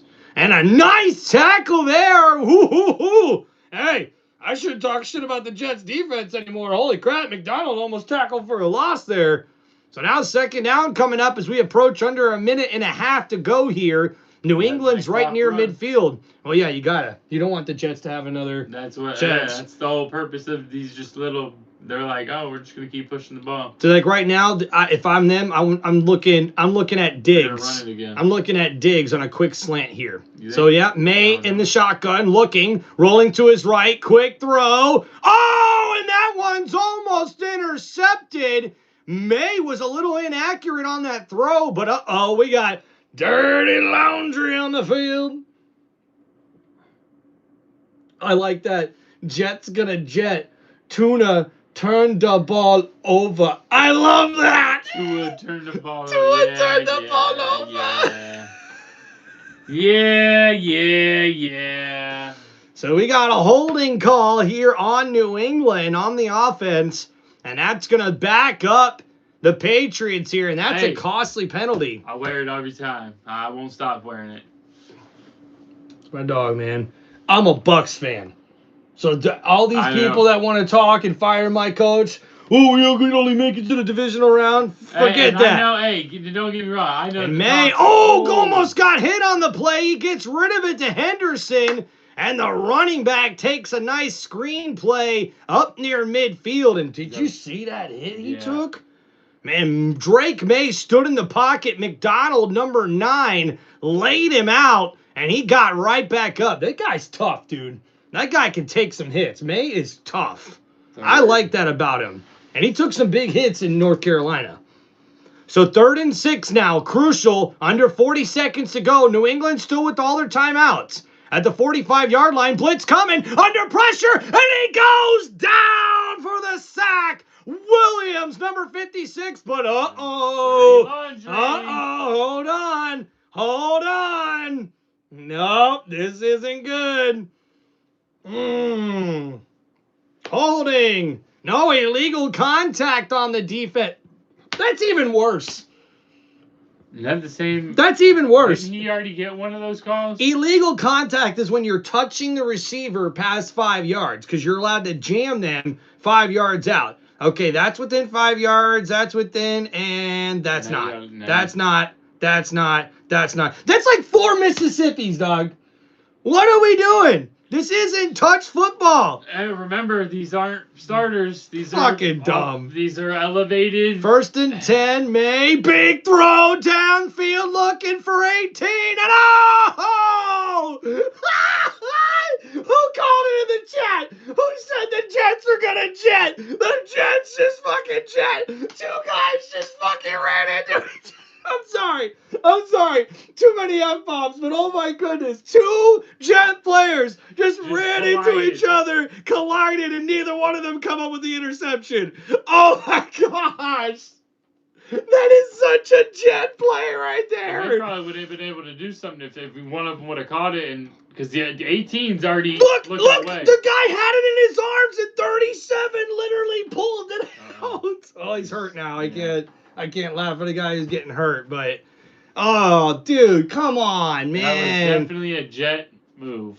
That was a Jet move. All right, guys, I know you're not sitting here watching the game with us, but okay, Drake May probably threw his worst pass of the night right there, and he had been almost perfect, I think, up until that sort of throw probably. I think that was probably his first incompletion, if I had to guess. But he threw it up. 2 defenders are right there to literally get a free freaking interception. The safety goes up and grabs it, and the other corner in front of him, his own player, hits the fucking ball out of his arms. Oh. You can't make this up. No. You can't make this up. This is pure entertainment. Are you kidding me? Oh my gosh. So crazy. Oh, sorry for the F-bombs, guys. Oh my gosh, that was hilarious, man. Oh, dude. Yeah, Sauce Gardner definitely would have got that. Oh my gosh, dude. Are you kidding me? Gosh, dude, probably that is... with getting hit by his other teammate, he still would have got it. Oh, man. Oh, my goodness. Let's see. We got Isaac12 says, did you see Mark Andrews' touchdown during the Dolphins game where he tricked 2 Dolphins players into colliding and falling like Looney Tunes? I don't think Andrews had to pull anything. I think they just accidentally did that. And I'm not going to mention too much of that play because that play's been on the internet already all week long. Yeah, so. Yeah, I saw the 35 memes that were made after that game. I got it. No, I got it. No, I got it. I hate this team. 38 people in here. Sorry, CBOU133 says, I hate this team. I was just born into it. Jets kid fan. Yeah, I can relate to that.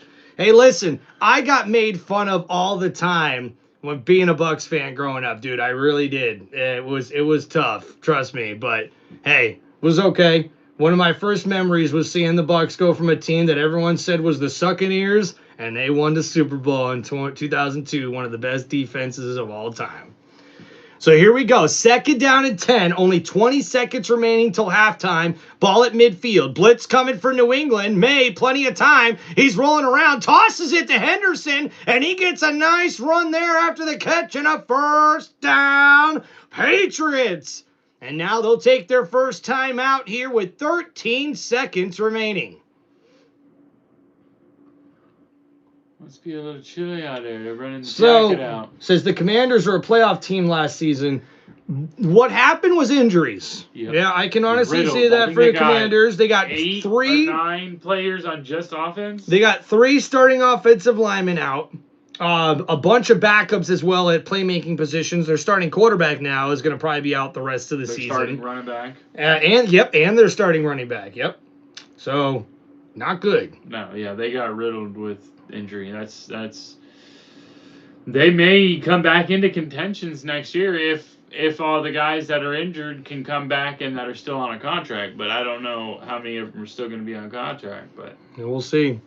1st and 10 here for New England at the 40-yard line. Drake May looking to throw. Diggs with the catch on the slant play. And a 1st down. Patriots. Timeout with 8 seconds remaining. And now with only 8 seconds, what do you think here? You kick the field goal?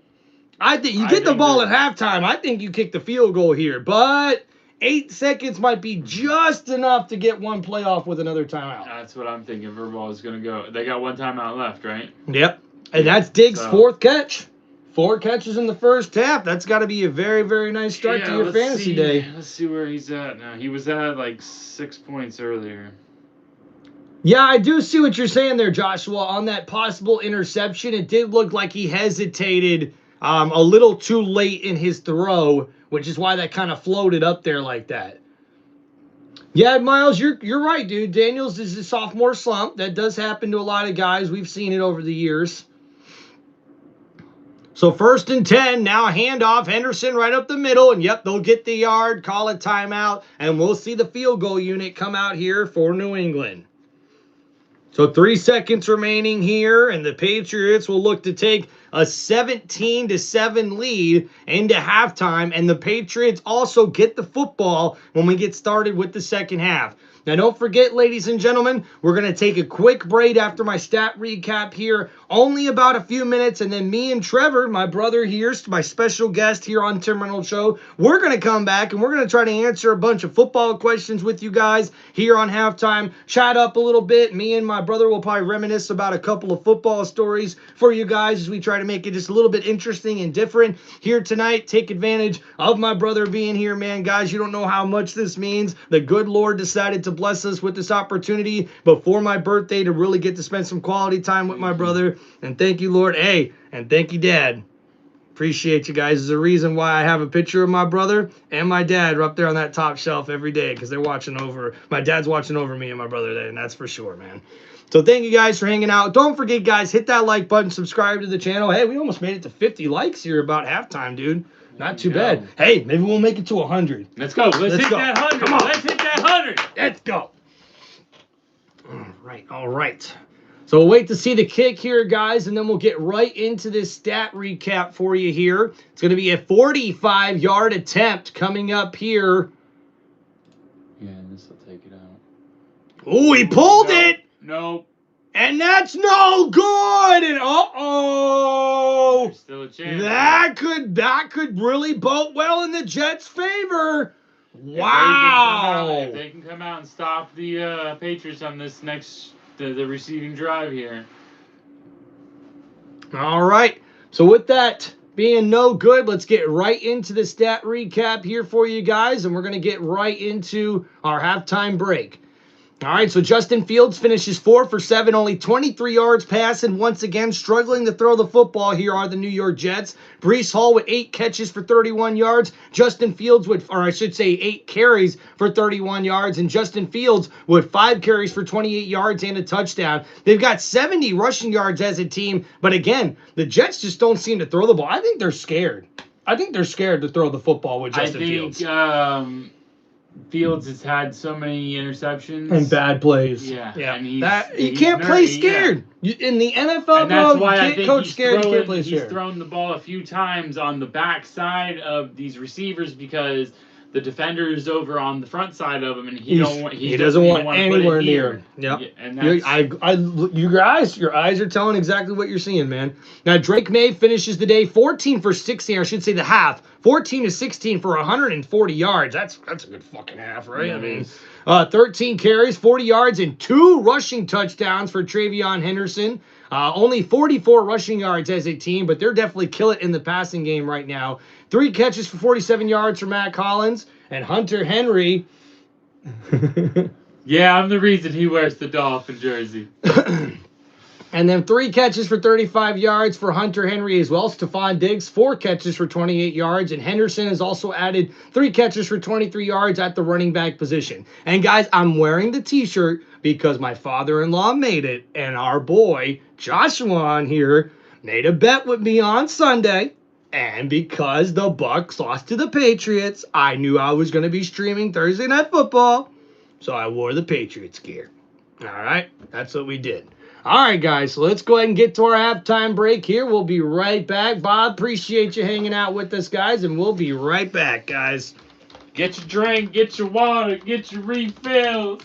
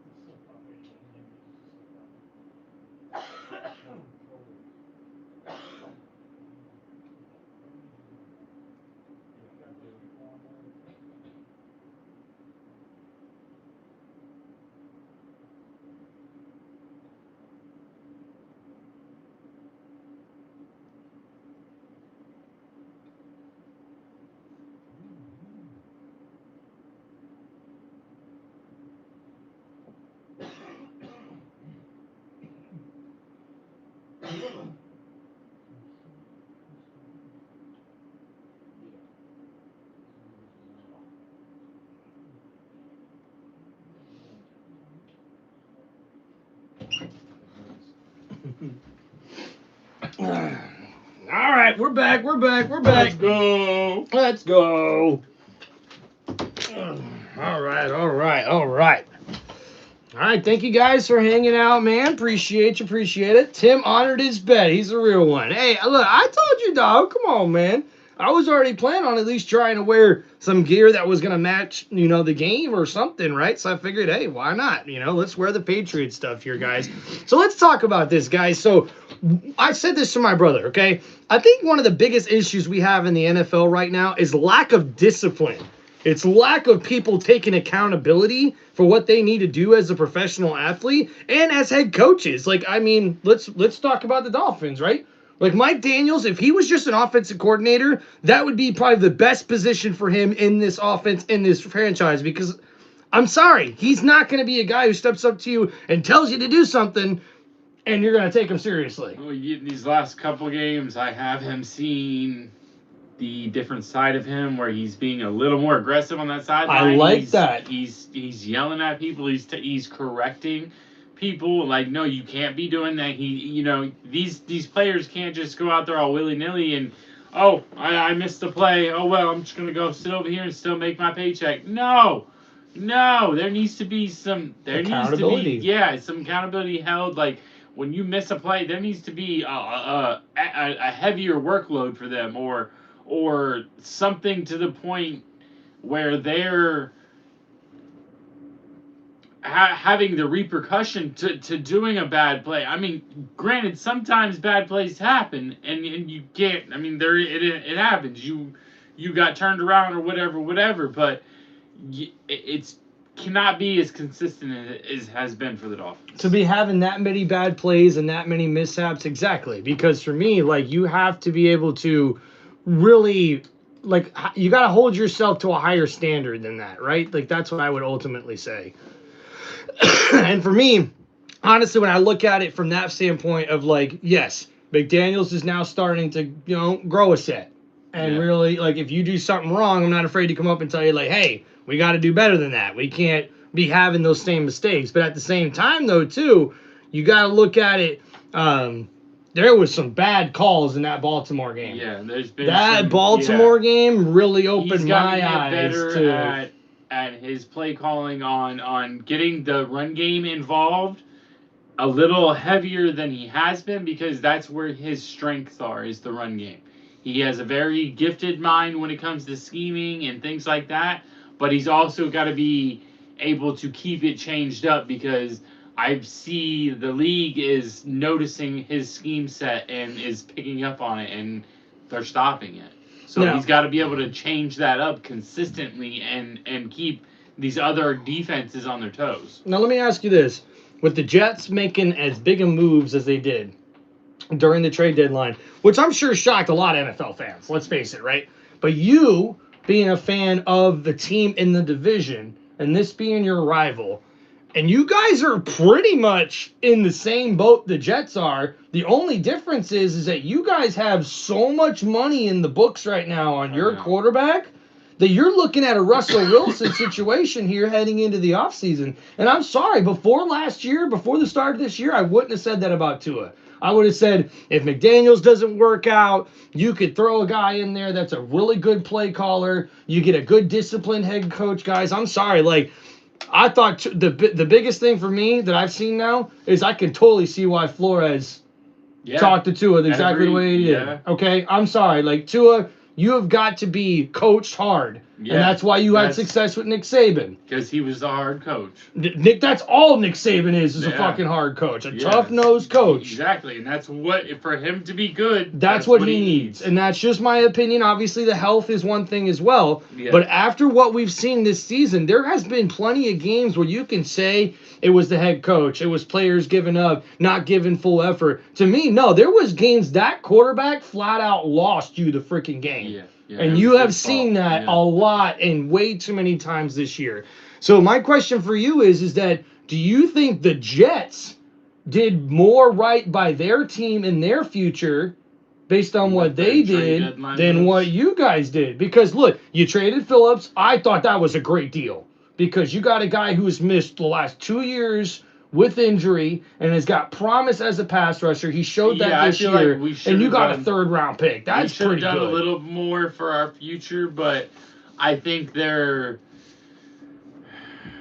is now that we've moved a few pieces around. I think it's a reflection on to the players. Okay, well now you guys know we're serious. If you ain't gonna get it together, then you're out. Yeah. So and let's not see what forget they do too, for the rest of the year, and that's going to determine on who stays and who goes. And let's not forget too here too, guys. Like, but we're probably gonna see Tyreek Hill's contract come off the books there because there's not much left in that last deal, so they're probably gonna release him. With Omar Kelly posting about Tyreek needs to take, if he had an insurance clause, he needs to go ahead and take it, and Tyreek commented on it and said he don't know what he's talking about. So yeah, well, I think they're gonna release him, and if I had to guess, they'll probably just re-sign with the Chiefs.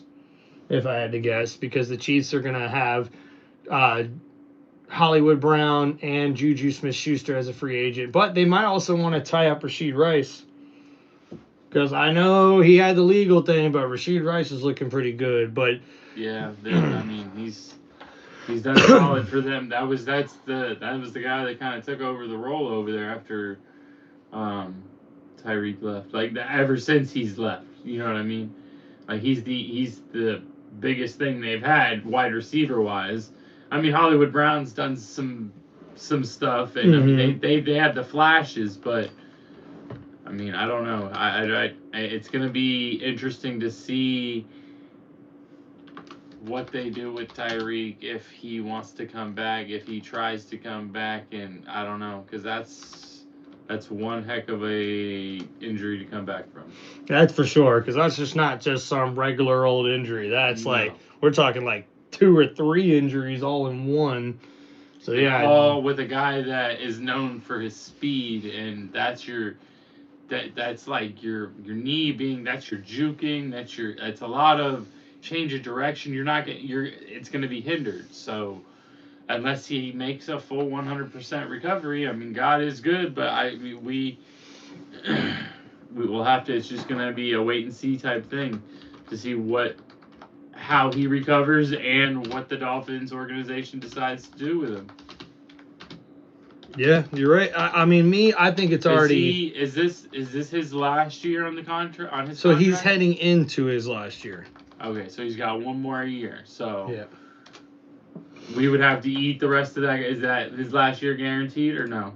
I think last year is like a partial guarantee, which they've already given to him in a bonus that he got last offseason. So right now, I think the last time I read the number, it's probably like a $10 million cap hit if they release him, which is a lot better than what his cap hit would be by the end of the year once you paid him all. So you're talking like close to a $20 million savings probably. Last time I checked. You know, obviously those numbers can vary and change differently. For sure. All right, guys. Now we are getting back to the second half here as we get ready for kickoff. If you guys have any football questions, please hit me up with those super chats. If not, make sure you guys hit that like button and subscribe to the channel. We'll try to get to some questions in the chat as we can. Looks like we got one here. Greg. Hey, it's the name of Dad's name. Hey. That's awesome. What's up, Greg? How will the Packers end up? Dude, the Packers confuse me, man. Now, check this out for me. Jordan Love looks like he's regressed. To me. The defense is great. Jacobs is freaking great. And the offensive line hasn't even really been playing that bad. Like, Jordan Love looks like he's regressed. I don't see the Jordan Love that won that football game and dazzled all of us in front of the Dallas Cowboys in Jerry World. I'm seeing the Jordan Love that threw 3 interceptions against the Philadelphia Eagles in the playoffs last year. This guy looks like he's trying not to choke. How would you assess that? Yeah, it's more it's almost like he's worrying about making a mistake than worrying about just. All right, so 1st and 10 here at 33-yard line. Diggs with a nice catch, and he's out on the out route there for a gain of 3. Go ahead, continue. Yeah. I just think he gets worried about trying too worried about making a mistake than just trying to go out there and play ball and just do it naturally like you have done before. And I definitely give kudos to some people on shows like that, on like ESPN, because someone actually had the nerve to say LaFleur's calling scared. And I wouldn't have been able to assess that really, because LaFleur is hard to really gauge on what kind of a coach he is, you know? And 2nd down and 7, big throw here, and it's behind the rookie receiver Williams, number 18. That's incomplete. 3rd down and 7 coming up here for New England. Yeah, someone on ESPN called and said LaFleur's not, he's playing scared. He's calling the game scared. And you could see the same sort of play coming from his quarterback. And I go, well, I could see that Jordan Love is not playing the way he should be playing football. Because to me, that first year watching Jordan Love was like he looked like he was having fun. Exactly. And now he doesn't look like he's having fun. So we'll get more to this in a little bit here, guys. 3rd and 7. Now from the 37. Blitz coming from the Jets. May throws. That's caught. Diggs with a nice catch. But Stevens, and that's Stevenson with a nice tackle. And looks like they're going to mark him about a half yard short. That was a great tackle. Talk about 21 making up for those 2 bad freaking plays in the first half. I mean, come on. That's what you got to do. You got to keep playing. Like a slap stop right there. That was a nice tackle, but now 4th and inches, and New England's going to go for a deep in their own territory. This could be a crucial play here, guys. And looks like the Patriots going to kill a timeout. Uh-oh. No, wait a minute. We got a review. And Diggs, oh, he stretched that ball out. No, I don't think he made it. I think that was a good spot. Diggs stretched it out, and where the ball hit, he missed it there at that last angle. But yeah, where Diggs stretched that out, I don't think he got enough. I think that was actually a really good placement by the refs. That first angle you could see, it looked like he stretched it out and he had it, but when the ball came down, it was literally right at that yard mark where they put the football. I think this challenge isn't going to work. And yep, so now 4th and... Oh, wait a minute. They said I was incomplete. Oh, because he used the ground. Look at you. You caught that before I did. And now that's going to be a punt, and the Jets will get the ball at the 32-yard line. Well, you caught that before I did. I didn't have the volume on. He utilized the ground to secure the catch. Bro, that is my dog right there, man. Guys, just like he said, they called it incomplete because Diggs used the ground to secure the catch. Yep. So hey, got to give the credit to the refs when they can. So can yeah, Joshua, look, I get it. I know what you're saying. What is a catch? But by the letter of the rule, that's what it is. You can't use the ground to help you secure the ball.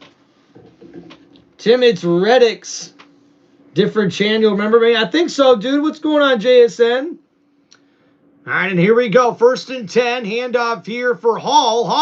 Nice hole up the middle, and he gets to the 39-yard line, and it's going to be 2nd down and 2. The Jets have to capitalize here.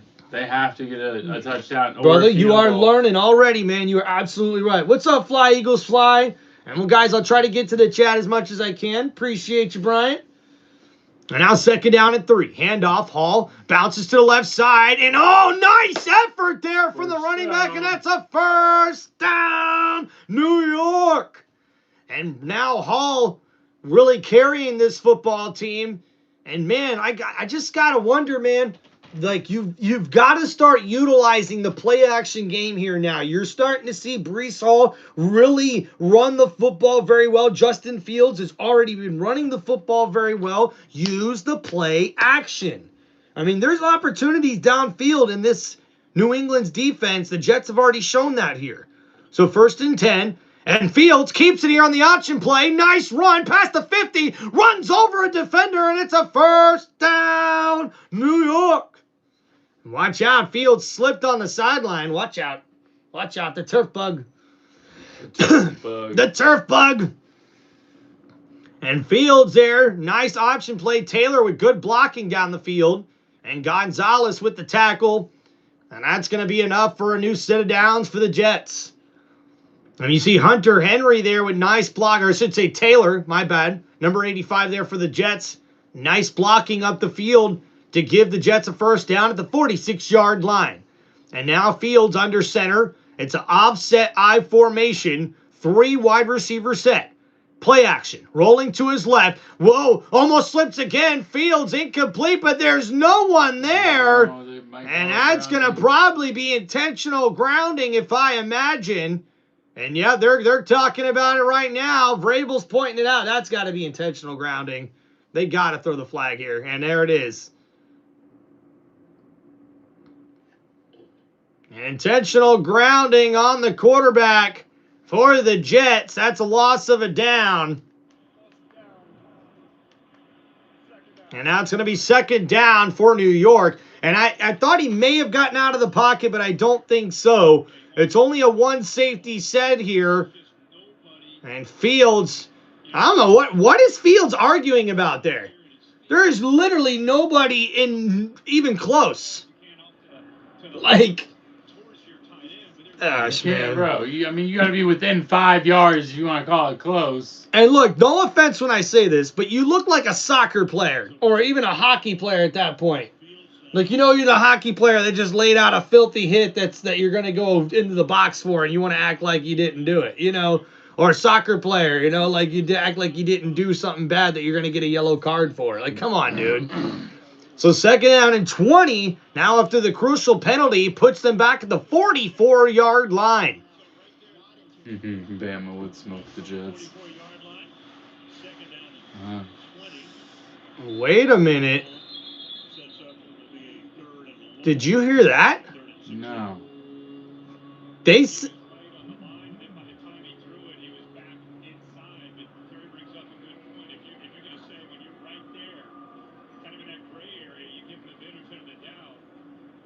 So the announcer guy says that he was at the line, and that's too close to call, because he had a foot literally right on that line outside the pocket, and he threw that. He said that shouldn't have been intentional grounding. I thought that was intentional grounding clear as day to me. But 3rd and 15, here Fields in shotgun, quick throw, gets it out to number 18, and Williams not able to get much on that play. Oh, but I saw the dirty line. Uh-oh, and that's going to be a bad penalty. We know what that one is, don't we, man? We know what that one is. On the defense. Personal foul. Trev, what did you say at the start of this drive? Did you say the Jets needed to capitalize? Well, all they doing is shooting themselves in the foot right now. A 66 on the offense just got caught with a huge personal foul penalty. Just a little too much extra effort there after the play. Oh, man. That's a little ticky-tacky, but still, dude. What the freaking frack, man?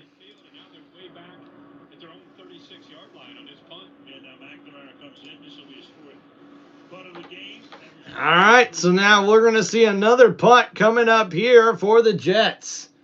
What's up, J-Bob? Yes, my bro is definitely a Dolphins fan, man. I tried to make him a Bucks fan for a while, but, eventually I just got tired of trying. You know what I mean? It's all good. He knows I like the Dolphins, but I have not been a Dolphins fan since they changed the uniforms. He knows this, okay? They went to those freaking teal looking with this logo that looks like a dolphin that wants to go, stab somebody. Hey, that's the attack position for a dolphin. Yeah, whatever. Okay, who's ever gone to and seen a dolphin and thought, oh, he's going to attack me. Attack position dolphin. No, they go, dolphin. Cute. Cool. Like your dolphin with the helmet. That was the coolest freaking logo in football. Bring back the coolest logo in football, people. Those old school Dolphin uniforms, bring those back permanently. I will be a Dolphins fan every day if you tell me that. I mean, I'm going to be a Bucks fan first, but I'm just saying. Those old uniforms, the old logo needs to come back, dog. Seriously. I'll sign a petition for that. Come on. My buddy James was saying that we should have unloaded Tua and Waddle together and got 3 first rounds. Well, nobody's trained for Tua. Yeah, no. You don't have, let's look at the worst QB teams right now, okay? The Jets, they're not trading for Tua. No. The Browns, they're not trading for Tua. With a Waddle. set? No, there's no, bro. Waddle should bring you in probably 2 first-round picks. And then with another first round. But I will say this. The Bills tried to trade for Waddle. That's what was the report, right? Yeah, they wanted to But the sticking point is that the Dolphins wanted their first-round pick.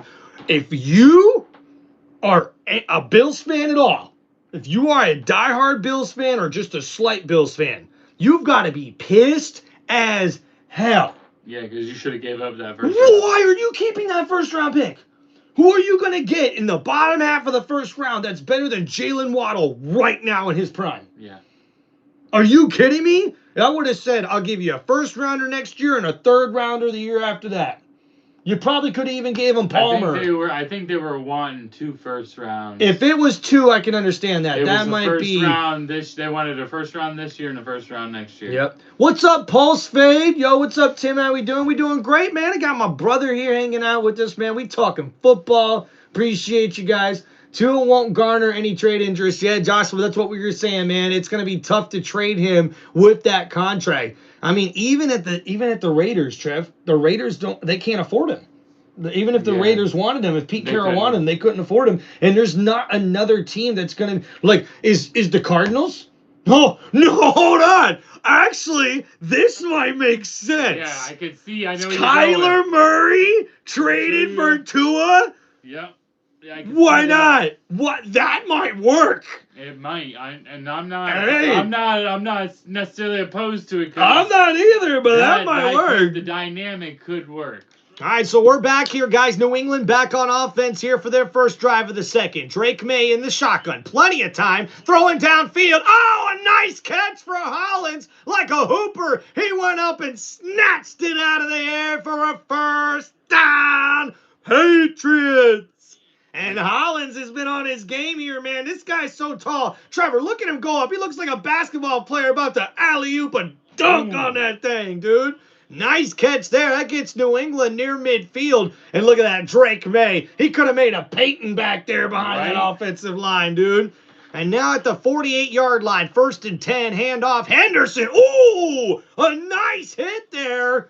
And he makes it up to the 50-yard line. That's football right there. Yeah. See, that's right there. That's a football play.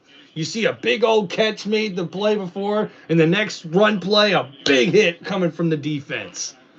So 2nd down and 8. And if you're Aaron Glenn here, guys, the head coach for the Jets, you've got to be pleased with the effort here from your defense.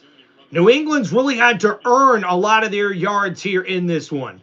So 2nd down and 8 after the 2-yard run. It's a 3 wide receiver set. Drake May under center here for the Patriots. And we'll get a handoff here. Play action. No, it's kept up in the pocket. Throw. And wide open. Stephon Diggs with the grab. And that's another first down, Patriots.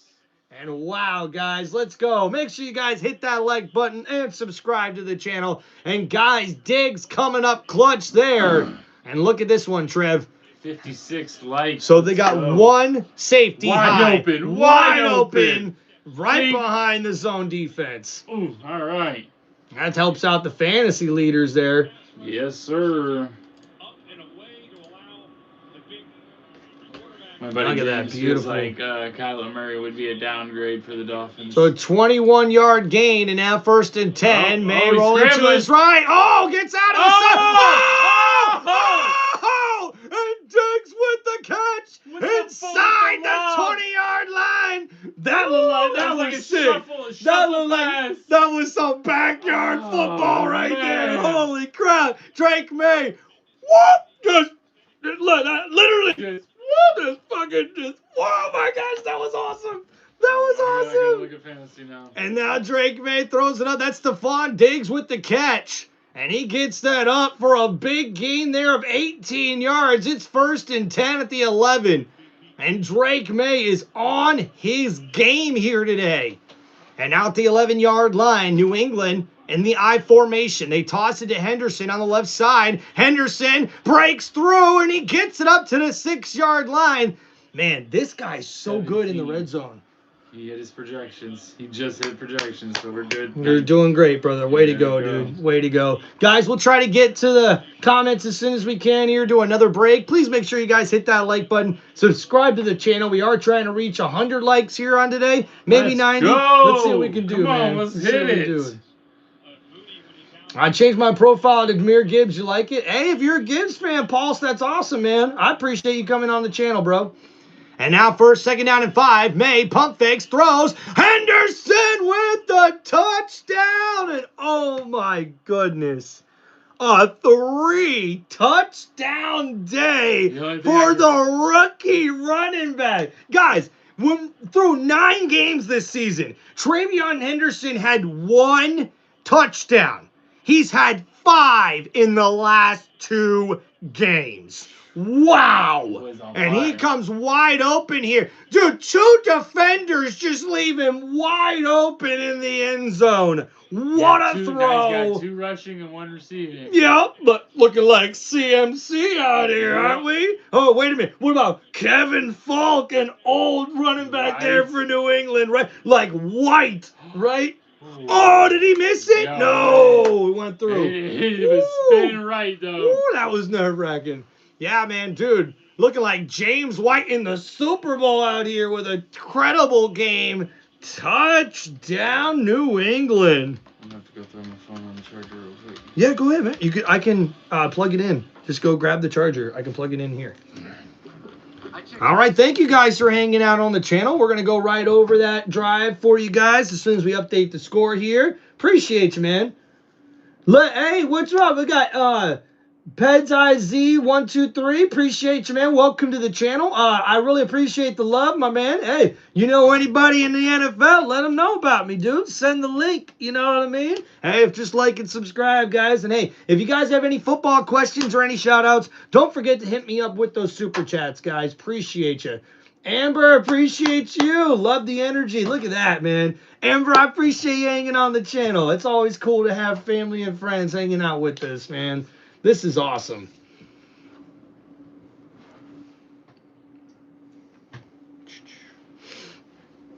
I got to update the score.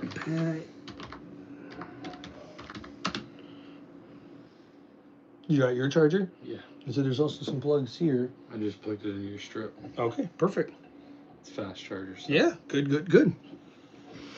21. All right, don't clap too loud because Amber is laying down. Sorry. No, you're all good. She won't get mad at me if we're yelling and having fun, but if we're clapping and shit.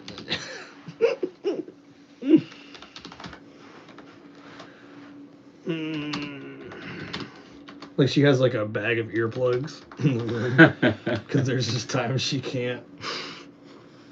Especially if it's above scamming prime time. And you're being just loud, so yeah, I can definitely. So we did have somebody in the chat being a little bit of a smart aleck.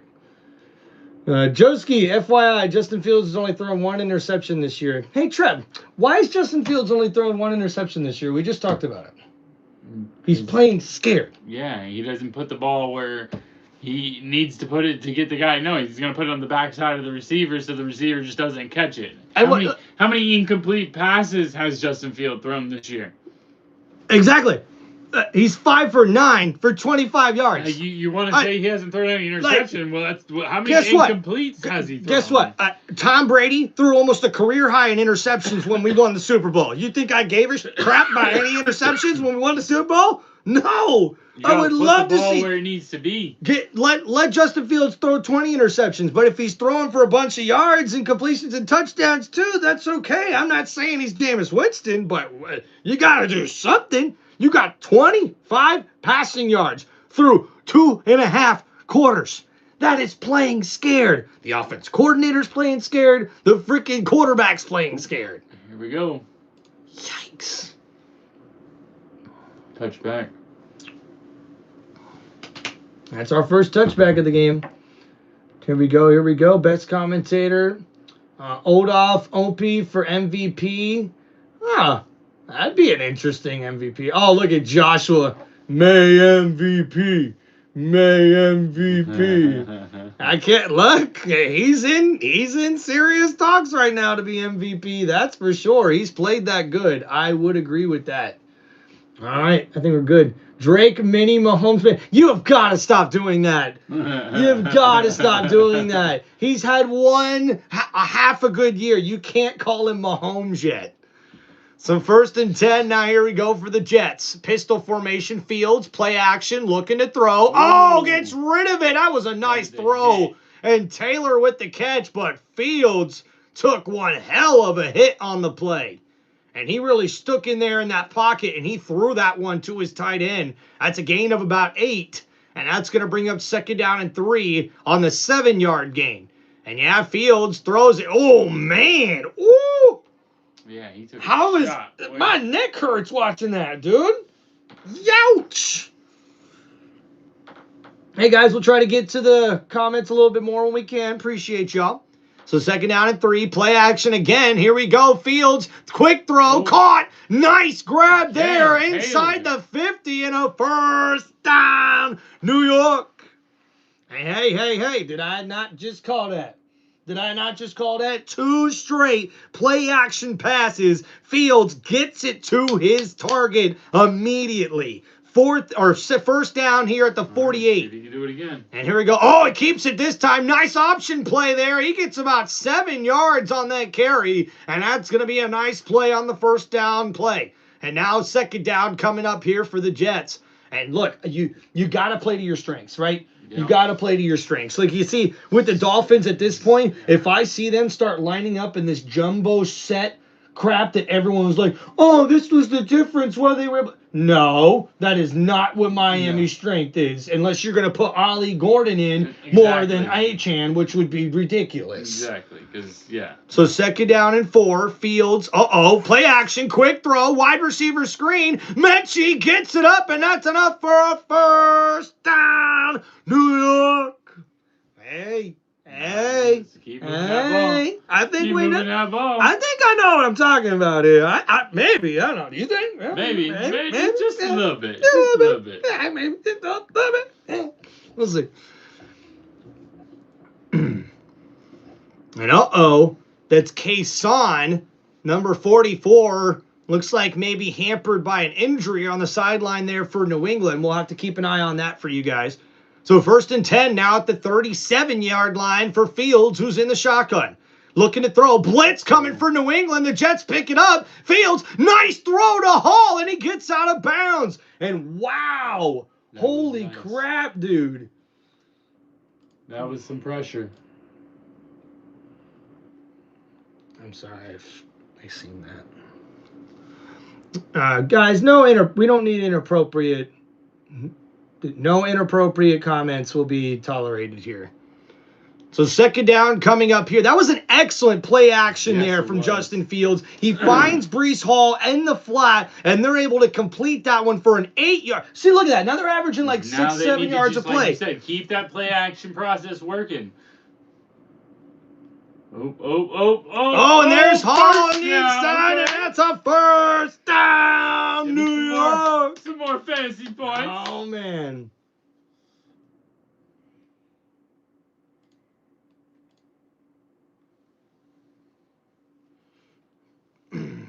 So here we go, guys. 1st and 10 now for the Jets. I got you guys. I just did. So now 1st and 10. And the Jets really starting to play to their strengths here. They're all the way at the 26-yard line. Justin Fields under center. They put a receiver in motion. It's a reverse. Hands it off to the receiver. A nice effort there, and he gets about 4 yards. And see, that's what you need right there. That's effort. You can see that on the sideline. Don't stop because you just got a guy in front. Just go. Get what you got. Keep trying to get that ball forward. That's what I'm talking about. This is a good football game. Better than I thought. Yeah, this is better than I thought. Let's go, man. I'm tired of blowouts, man.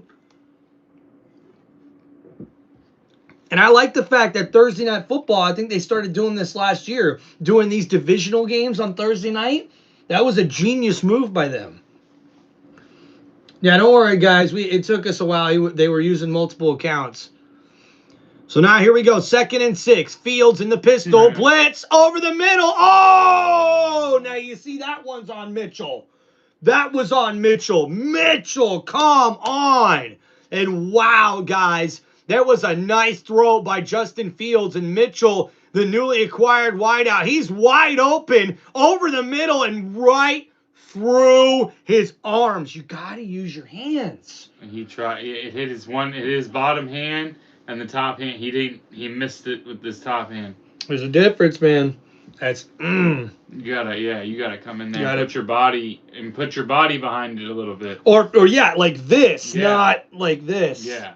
So 3rd down and 6 now at the 21. Fields in the shotgun. Another blitz here for New England. The Jets pick it up. Fields got plenty of time. He floats it. It's caught. Touchdown, Meechin. Oh, Meechin the 3rd. And it's a touchdown. Hey, Trev. How did they get in the end zone on that drive? A lot of play action. A lot of play action? Who could have freaking guessed that? Oh my goodness gracious. And guys, we've got a ball game here all of a sudden. Look at this. He's wide open field. Oh, wow. Defender slips and falls. That's embarrassing. And that's a big touchdown. Woodson, number 31. Yep. Yeesh. That didn't look good. That one's going on the internet. Had extra laps at practice. Yeah, that's going to be on the internet. Sorry about that, Woodson. Oh, my goodness. All right, guys. So that's going to be a touchdown for the New York team, even though they play in New Jersey. Yeah. The New Jersey Jets, right? Hey, one of them should just be called Gotham. Yeah. Come on, dude. That'd be like if I'm telling you right now, if I was ever to be rich enough to buy a team like the Jets, I am remaking that team into like the Gotham Knights. Right. I'm telling you right now, they would be called the Gotham Knights. There's no way. The Gotham Bats. I don't care. It's gonna happen. They would not be called the Jersey Jets. Now, New Jersey Jets. I actually like that. Why not? Well, let the other team be New York and you be New Jersey. Like, don't hate on New Jersey, dog. New Jersey's really well populated and famous as well. So, hey, we got a ball game, Trev. You think Hall resigns? Nah, there's no way. He would have been traded. He wanted to be traded. Why? Again, we just talked about this with Buffalo, right, Trev? Yeah. Okay. Kansas City. Yeah. Why?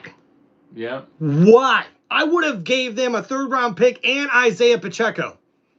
No, that's no hate on Isaiah Pacheco, but Breece Hall is definitely a better running back than Isaiah Pacheco. Oh, yeah. Like 100%. right up top of your head, you would say that right up top of your head, you're gonna say that every time, right?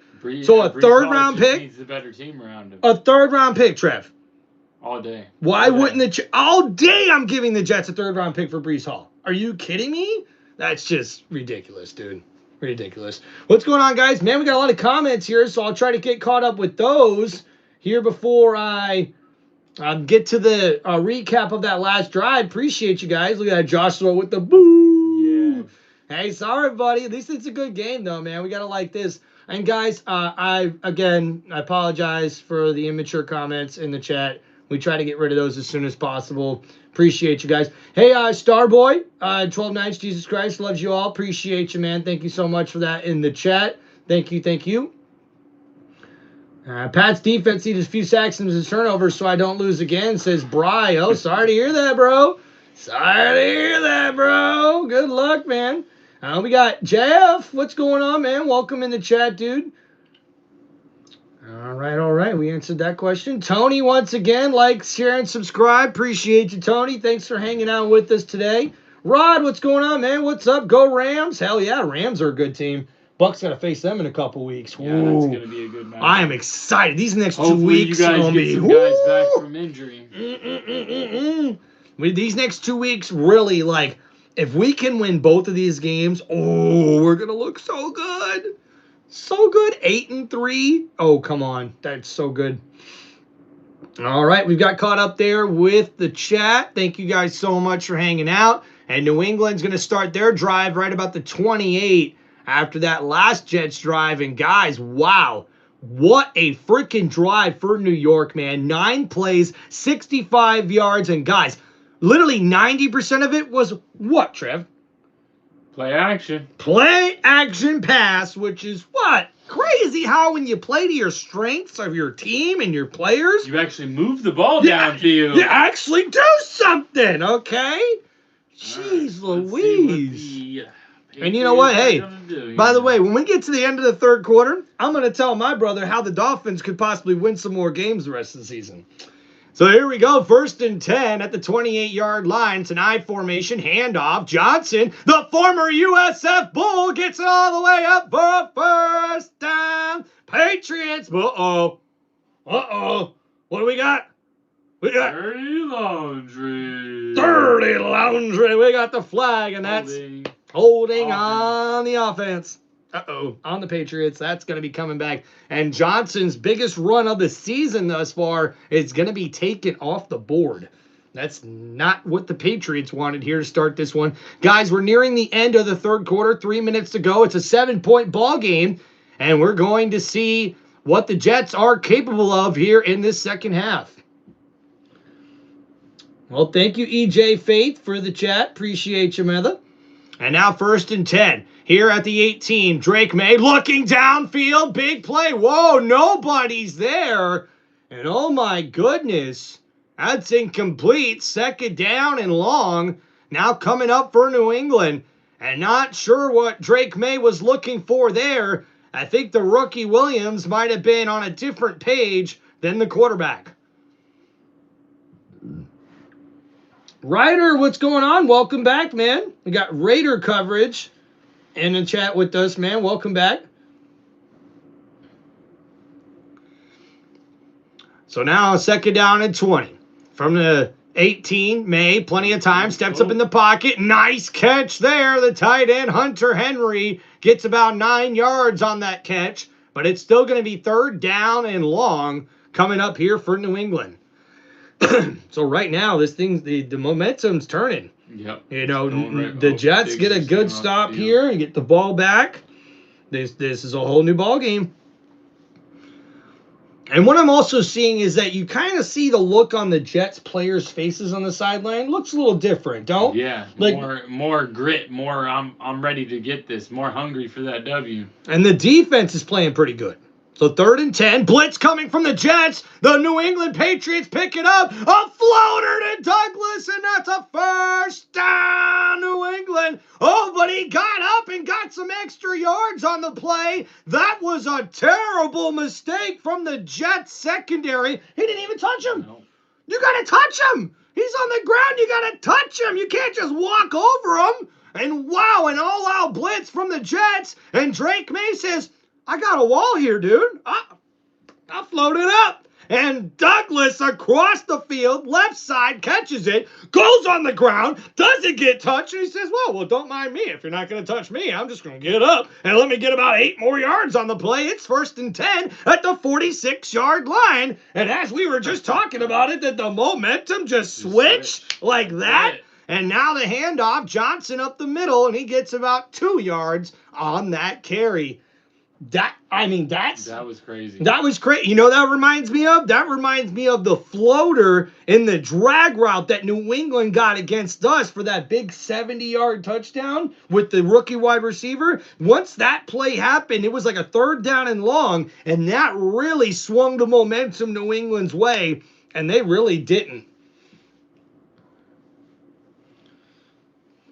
Hell yeah, here we go. 2nd down and 8 now as we approach the end of the third quarter. The ball at the 44-yard line. And Drake May in the shotgun. Blitz coming from New York. Throws. That's caught by Douglas, but a nice tackle there from Adams, number 22, in coverage. Ball at the 39-yard line. It's going to be 3rd down. And I believe that's going to be the last play of the third quarter.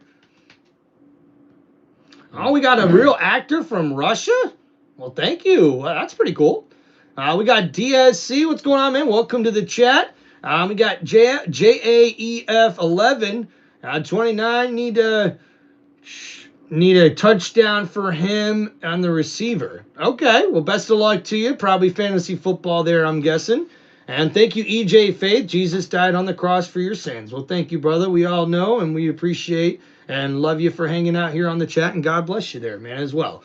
Okay, so brother, we're here in the third quarter. We'll give everybody a little bit of a quick stat recap, and hey, we're going to talk about some more Dolphins, man. How about a game? We got a good game right now, don't we? Really good game. What surprised you most right now? What are you seeing from the game? The Jets and their defense, and them being able to move the ball on offense as well. I mean, both sides of the ball is like a whole new awakening in the team. Especially in this third quarter, right? That third quarter was better than their whole first half. Especially as good as the Patriots played last week. I mean, that was a really good game against you That guys. was, yes. And for the Jets to be playing against the team that and being competitive. Yes, exactly. I'm right on the same page as you, bro. Like this, New England, all the momentum coming into this game, and hey, this is what goes to show you in the NFL, man. Divisional games are nothing to just glance over and think that a team's just going to let you walk all over them. Now, Justin Fields still only 77 passing yards right now in the third quarter. Breece Hall with 12 carries for 50 yards as well. They've got 110 rushing yards total with Justin Fields adding 7 carries for 45 yards and a touchdown here to his day total. John Minchie, one of the new wide receivers here for New York with 2 catches for 27 yards and the touchdown grab. We're also seeing Adrian Mitchell having an impact with 1 catch for 10 yards, but he's missed out on a couple opportunities. But unfortunately, a couple of those have been bad passes from Justin Fields here. For Drake May, he's 22 for 27, throwing the ball for 244 yards and 1 touchdown pass here. Travion Henderson having a big day with 15 carries, 47 yards, 2 rushing touchdowns on the day, but he's also added 4 catches for 29 yards and a touchdown. Stephon Diggs with 7 catches for 70 yards. Hey, yes. Gotta like that. Yes. And a guy to look out for here, guys, Mac Hollins, 4 catches for 64 yards. He's actually gotten at least 4 catches now over the past 3 straight weeks. He's a guy people are going to have to maybe look at for picking up in fantasy purposes. And now Hunter Henry also with 4 catches, 45 yards, and Demario Douglas adding 3 catches for 36 yards as well for the Patriots. So Drake May really spreading the football around, and they're worried about throwing it. They're not really worried about running the football right now, even with the lead. So we'll see how that plays out here as we get ready to start the third quarter. Now, Trevor, I want to talk to you about your Miami Dolphins, okay? Something over the past few weeks really irked me as a football fan, right? They tried to use this jumbo set over the last few weeks, and they won like a game or two, and people started to say, like, that's the reason why. It's like, no, they're pass protecting better. Yeah. That's the only reason why that play or that freaking formation works. So Drake May here. Oh, a big catch from Diggs. And he's inside the 30, and that's a first down. New England. Let's go. And Diggs having a big day. That's his 8th catch of the night. That's number 8 for number 8. I like what I did there. And guys, looking at the upcoming schedule here for New England, not too bad, Trev, huh? Yeah. Bengals, Giants, bye week on week 14. That's freaking great. And then you got the Bills and a couple other tough teams right after that. New England's definitely making the playoffs. Yeah. So 1st and 10, play action. May under pressure, rolling to his right as he throws and over the head of his intended target. And it's going to be incomplete. But we got dirty laundry on the field, folks. What we got? We'll have to see what it is.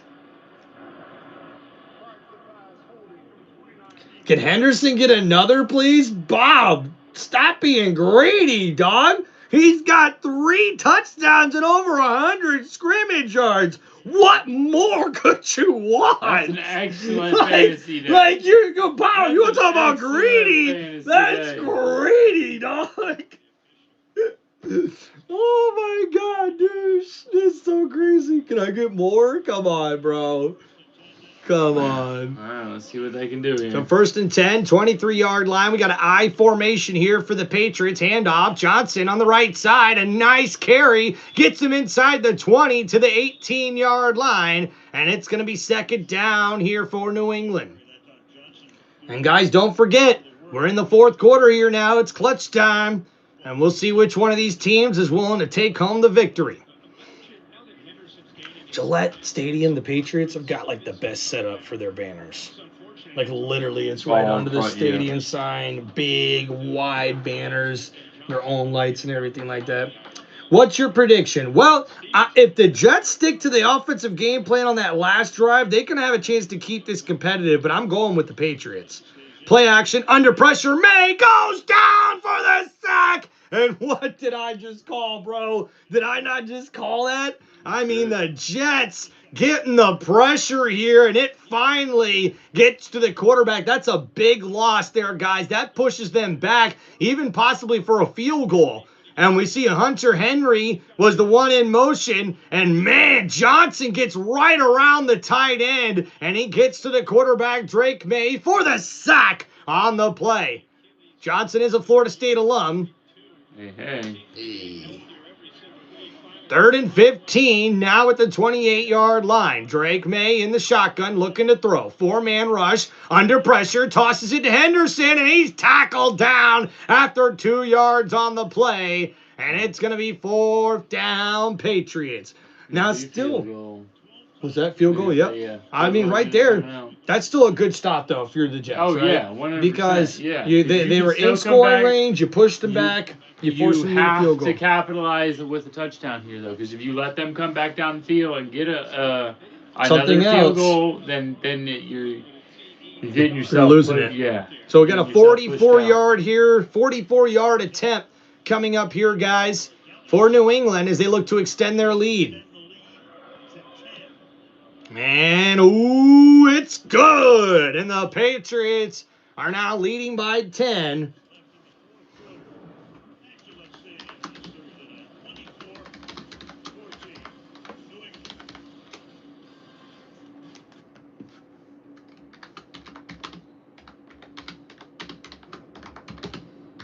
Hit that like button if you ain't hit it already. Let's get to 100 likes. 69. Let's go. There we go, brother. Appreciate you, man. All right. Thank you guys for hanging out on the channel. Hey, Joshua, I like your comment there, man. Like, what the Pats have done this year is very impressive. When you're looking at the numbers, the defense was abysmal over the last 2 years, and the offense, I mean, there was just nothing to really even be bragging about or happy about with the offense. And I knew the culture was changing, not when they hired Mike with Vrabel, because I just thought eventually that was going to happen. Like, Vrabel was a free agent. Where else was he going to end up being head coach at besides New England? Like, come on. He's the perfect guy to be the head coach for New England. For me, it's when they drafted who they drafted with the 4th overall pick. This guy, Campbell, at the left tackle, literally, like, emphasizes the type of team that Vrabel wants. He wants tough guys. They're going to show up and show out when they're supposed to. And Campbell's been probably one of the best players picked in the 1st round. He at left tackle for a rookie. Yeah. He's doing really, really good, man. So, hey, appreciate everybody hanging out here on the channel. Don't forget, guys, to hit that like button and subscribe to Tim Reynolds Show. If you guys have any football questions, let me know with the super chats here. We'll try to get caught up with these comments here, guys. Thank you so much for hanging out on the channel. Bob said, I think he was the 69th, so it's got to give some good luck. We got Eagles and Lions. Ooh, that's tough. Look, the Lions have a worse record, but I trust the Lions. I think the Lions offense, I trust Dan Campbell. I like the camaraderie. I don't like all the stuff I'm hearing from Philly right now, guys. I'm not saying Philly ain't contenders. I'm not. All I'm saying is that I just do not like all the drama we're getting from Philadelphia right now, dude. Honestly, man.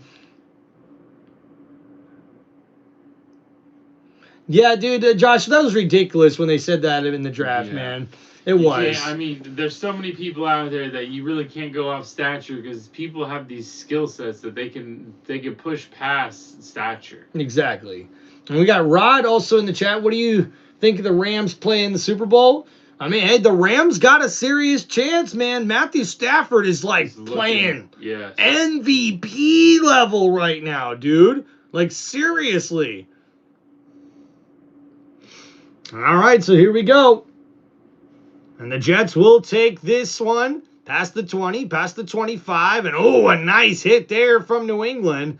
And he's only able to get that up to about the 28-yard line. All right, guys, so this is probably the most crucial drive of the game here. This will make or break this game for the Jets. Right. So they were playing at the old stadium here, which was a garbage dump. And they really wanted to build a stadium in Boston, but couldn't get it done. So then they built the stadium here. It turned out pretty good. It's a pretty good trek from Dave, did you hear that? What? So when Robert Kraft bought the team, he actually tried to build a stadium in Boston and couldn't get it done because the stadium they had was a train wreck. And he finally got a new stadium built shortly after he bought the team. So first and 10, Fields, handoff here, and Breece Hall gets about 3 yards on that carry past the 30 to the 31-yard line. And see, look at that. Yeah, that's awesome. That, and then the other side with the freaking, like, electric freaking, like, post or whatever the frick it is. It looks so freaking cool. Oh, I haven't seen that. Yeah, they used to put the logo of that particular thing because it's like a symbol, I guess, for the town. Yeah, it's their, it's one of the. You got to tell me what it is. I don't know what it is.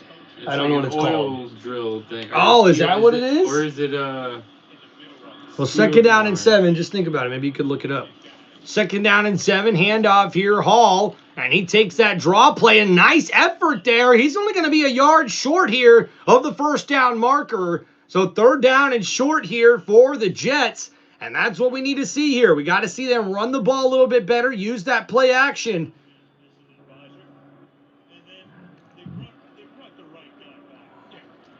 Rod, no beer. Got some Sprite. I might have a beer later, though. A Georgia Tech fan, I want to see the Lions win because of Gibbs. Hell yeah. And Fields. Oh, nice effort. And Fields, I think, had enough for the first down. And we'll see where they mark it here. And what an excellent quarterback run. And they're going to give him a first down, New York. And look at nice option play here. The quarterback keeps it, runs to the left side. He outruns and jukes out 2 New England defenders and even takes on another for a big hit and still gets the first down.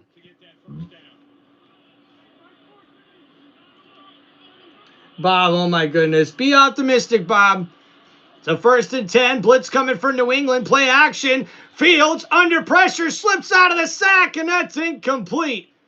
And Fields at least able to get rid of the football. That's going to be second down and 10. And that play action pass actually wasn't too bad. The pressure just got there for Fields, but a nice way to evade the sack. And he takes a big hit after the throw. And man, I'm actually a little surprised that wasn't roughing the passer there. That looked like it could have been, if you ask me. But about that? Yeah, that is That's it. a lighthouse. It's a lighthouse. Okay, even cooler. I like that. So second down and 10. Fields in the shotgun, looking to throw under pressure, throws. Hall on the screenplay is going to be tackled down behind the line of scrimmage, and it's going to be a 2-yard loss on that play. The New England's defense snuffed that one out, and they were able to tackle the running back for a loss on the screenplay. Yep. Now you got third down and 12. Yeah, this is make it or break you right here. You have to get this first down.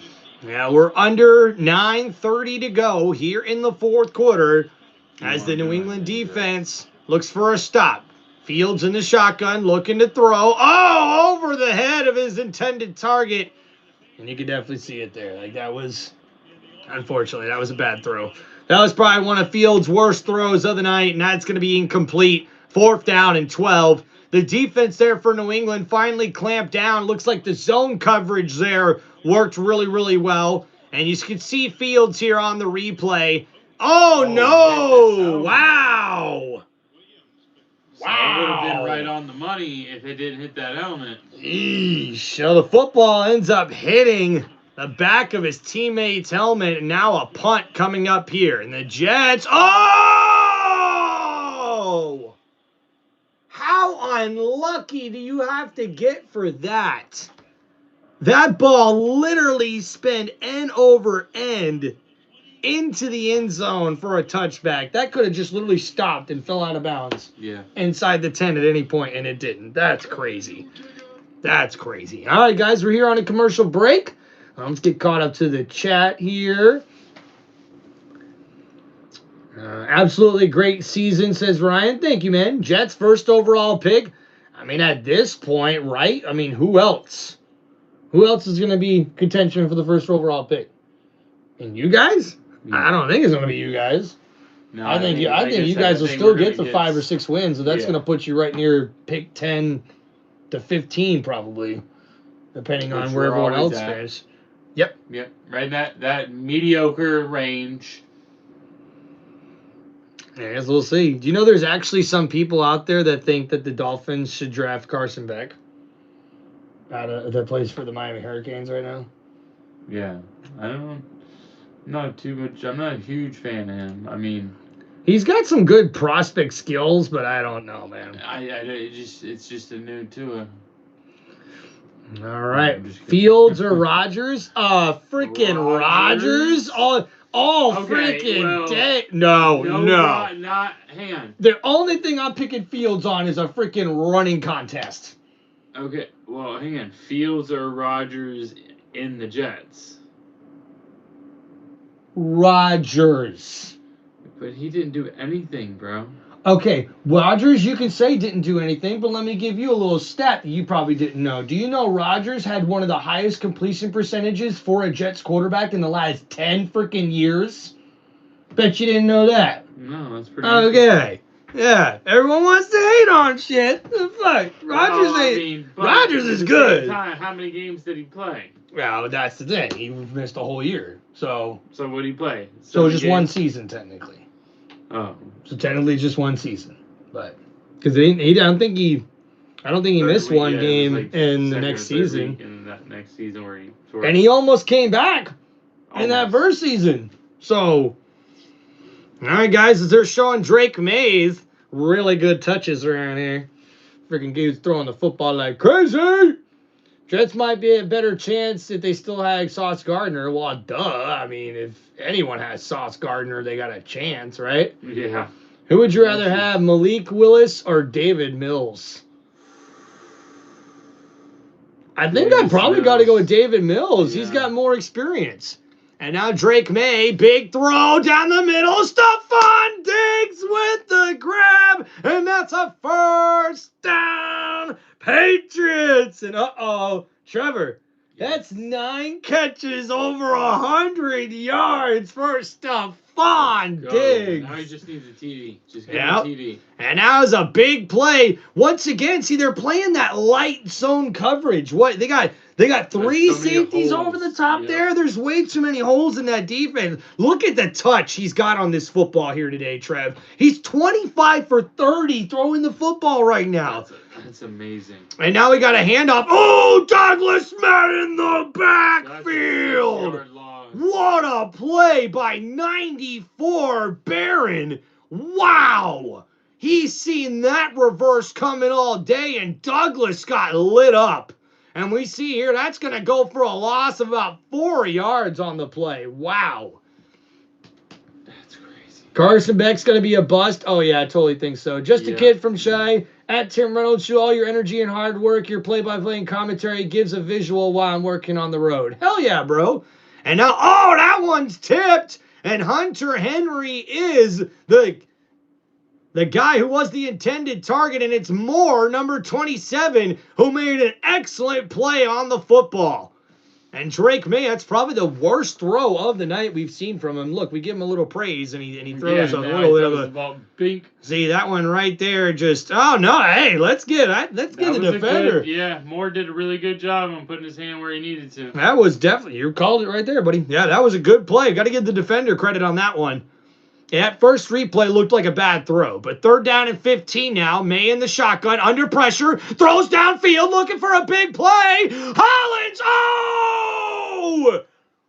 talk about ridiculous. redemption for number 21, Steffens, for the Jets. Just stopped a huge catch from happening. Hollins, number 13, one-on-one coverage. He's going to the outside here. It's just these two. It's a big jump ball, a big throw. Hollins has it in his hands, and 21 knocks it out. What a play. Yeah, that was amazing. That was an amazing defensive play right there. That was all effort, 4th down, and guys, with seven and a half minutes to go here, this could be the play of the game. Of course, William, that dude could have literally got decapitated. Will you call a fair catch? Dang, little dude. Wow. So let's get a return for no yards. Pretty much here. And So what a nice, play, man. dude. See, that's it, man. You play corner in the NFL, you cannot lose your confidence because, yes, you're going to get beat at one point. Oh, look. Hey, Trev. Carson? Shout out Carson in the chat. I want to say this real quick, guys. Carson has been here with me since day one. I have mentioned to everybody, obviously, going back to the beginning, that this is my brother Trev, but I've not mentioned it since we started the second half. And look, Carson joins us, and he knows exactly who this is. That's my dog, man. Shout out Carson. Appreciate you, man. One of our moderators and one of our longtime people here in the chat. Zigzag, what's up, man? How you doing, brother? And look, hey, GFEF11 says, Diggs, let's go. Let's go. I appreciate you, Josh. Diggs Oh, man. Fantasy points right now. Bob is loving Henderson right now, dude. Henderson's doing really, really good. Diggs has more yards. He's got him on fantasy. Diggs has more yards this game than A.J. Brown does the whole season. Yeah, I know. I got A.J. Brown on fantasy. Oh, man. Do I start Freiermuth or Ertz? Go with Ertz. I mean, Freiermuth's going to be against the Bengals, but go with Ertz. I think Ertz is going to do good. Sorry, Dolphins fans. But that's the only way Commanders stay in the football. I don't know, The Dolphins are going to shut down the run. If we play the same defense we played last week, I don't know. Right, but you forced the Commanders down. Look, thank you, Zigzag, for the shout-out to 100. Let's go. Thank you, man. Appreciate you guys. Hey, we're already up to 74 likes. Let's see if we can get to that 100-like goal. But yeah, guys, honestly, for me, I think for Miami, you want to shut down the run, force the Commanders to have to throw the football with Marcus Mariota, because that's what's going to help you win the football game. If the Commanders can run the football, that's what's going to be a big deterrent against that defense. So for me, Zach Ertz should be a good play. I think he's probably good for at least 4 or 6 catches against the Dolphins today, or on Sunday. So, especially overseas, tight ends seem to do really good over there. All right, guys, we're in the 4th quarter, and we got a ball game here, folks. We really do. Thank you guys so much for hanging out on the channel. Please don't forget, guys, to hit that like button, subscribe to the channel, and if you guys have any shout-outs or football questions, hit me up with those super chats. Get them likes up. So right now, the Patriots have a 33% chance to win the number 1 seed. Was that the number 1 seed, or was that for the number 1 seed? Okay. So now 1st and 10. Oh, Fields fumbled the football, and oh no! The Jets just jetted. The Jets just jetted everywhere. The Jets just jetted everywhere. Jetted everywhere. It's Look, they're going nuts. They know it's over, bro. They know it's over. Yeah, especially right there. You're on what, the 20-yard line? Come on, Fields, just get on the ball. Fields, just get on. Oh gosh, now what's going on the internet? Oh, now what's going on? Wow. I can't. I used to get sad for these teams. I don't get sad for them anymore, bro. I don't, dog. You're a quarterback, dog. Fall on the football. It's a fumble. I get it. Look, fumbles happen. Fall on the football. Now they're on the 11-yard line, Trev. 1st and 10. May hand it off. Henderson up the middle. Is Henderson gonna? Bob, I swear, if Henderson gets another touchdown here, I'm gonna freaking lose it, dog. You greedy dog. Wow. I just can't. I just can't believe that.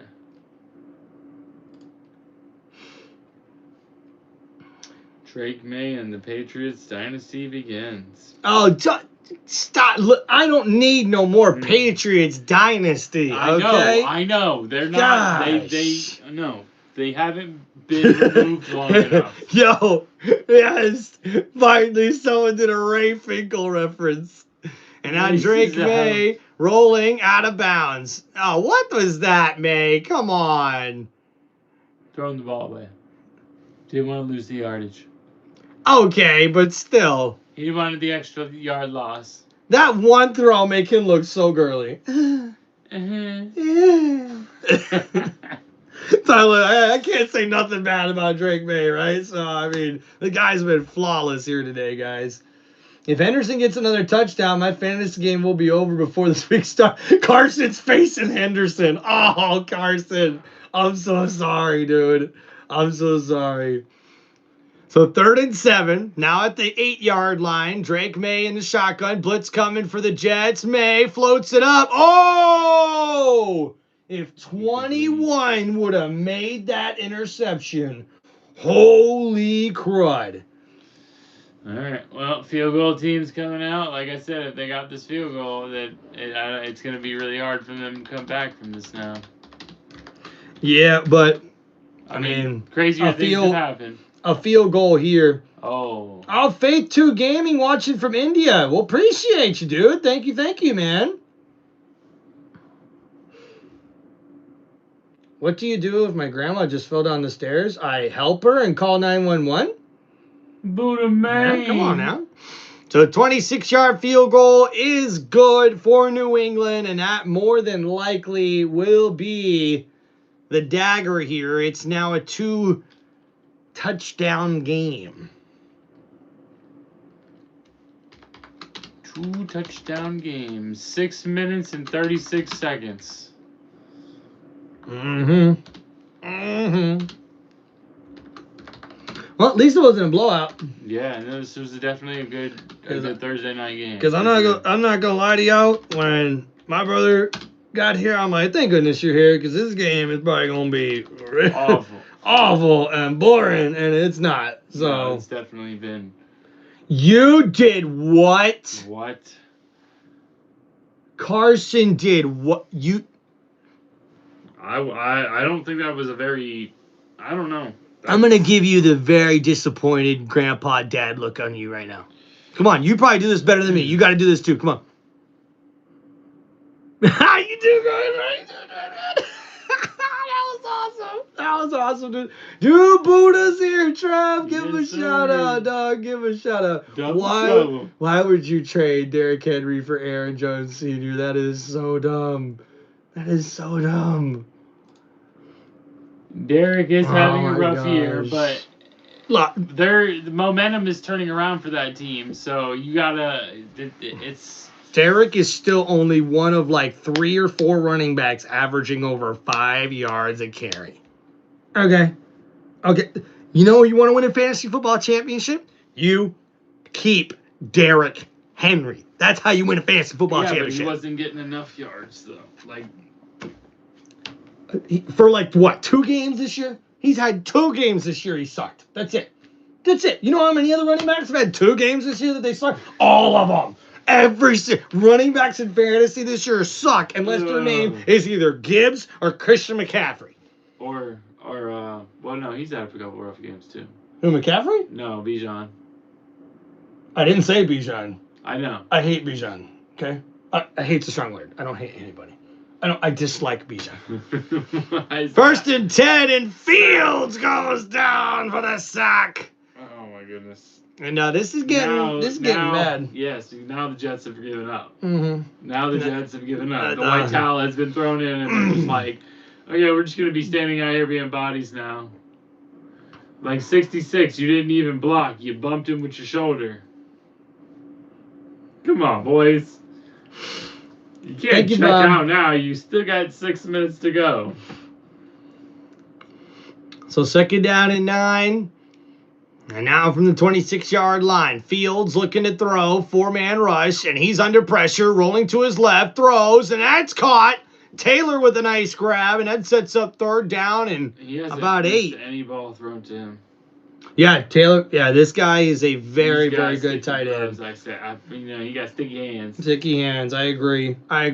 His blocking could use a little more polish. And guys, that's not good. Williams is now out for the rest of the game with that ankle injury. Guys, that could be a big loss in the future for the Patriots. We have to keep an eye on the injury report for weeks to come here, guys. So 3rd and 8 now for the Jets. Fields. Oh, man, he gets out of the sack. How did he get out of that? He's rolling to his left, and he's going to get past the first down yard. See, and any given Sunday. See, that's why. You can see the potential with him. Like, to me, like, Fields is not a guy that looks like he's totally useless. I just think that he overthinks a little too much sometimes. Well, maybe, but that's a quarterback. Everyone's going to, you know.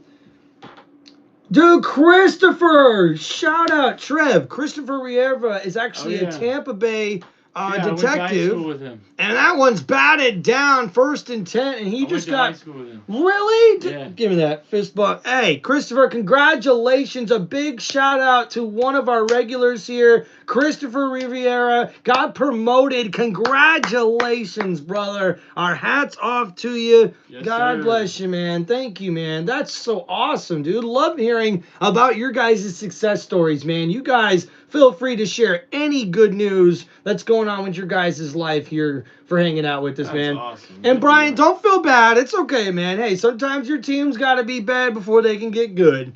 So 2nd and 10, a quick throw. Nice catch there by the backup tight end. And that's going to be a gain of 5 yards. And it's 3rd down and short now in this one. A lieutenant? Good deal. Dude, congratulations, Christopher. Appreciate you, man. And we got Stowe say Fields is not a starting quarterback. Okay, maybe not, but remember, there are not really 32 starting quarterbacks in the NFL right now. So is he better than maybe one of them? Probably, if he's in the right system. And that's what it all stems to. That system's got to be put around him, the right one. Should I ask my crush out? Why not? Go ahead and do it, JAEF. And a big catch, Michie, and a 1st down. New York. And wow. New York. All right. I gotta use that. Go do your thing. All right, guys, and we got a big gain there for the New York Jets, and now already back. Fields under pressure throws. That's going to be knocked down and incomplete on that play. So Justin Fields connects with an 18-yard pass to Minchie on a nice play action there. But then the next play, unfortunately, that gets knocked down and be incomplete. And now John Minchie III with 3 catches for 41 yards and a touchdown. Okay.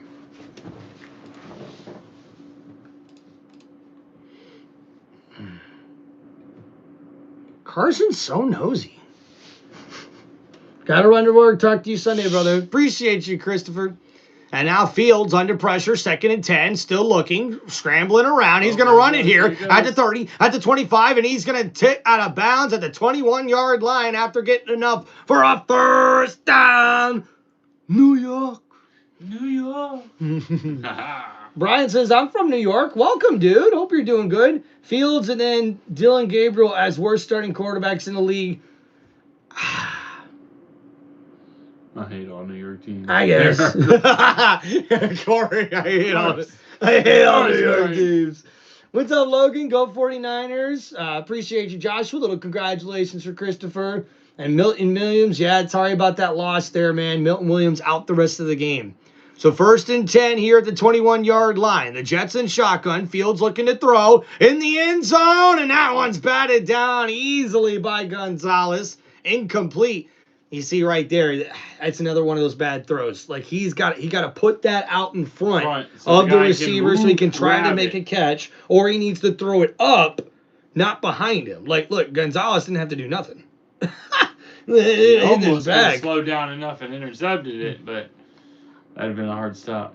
These jerseys have surprised me, man. Yeah, you didn't Seriously, think they were gonna I look didn't that think good. they were gonna look this good. I really didn't. I was not a big fan of it when I looked at them online. Although the Bills ones looked way worse. So 2nd down and 10. Fields, quick throw, another nice catch. That's the backup tight end. I think that's like his 5th or 6th catch today. Yeah. So good effort there by a guy who doesn't get a lot of touches here. Let's get this guy's name.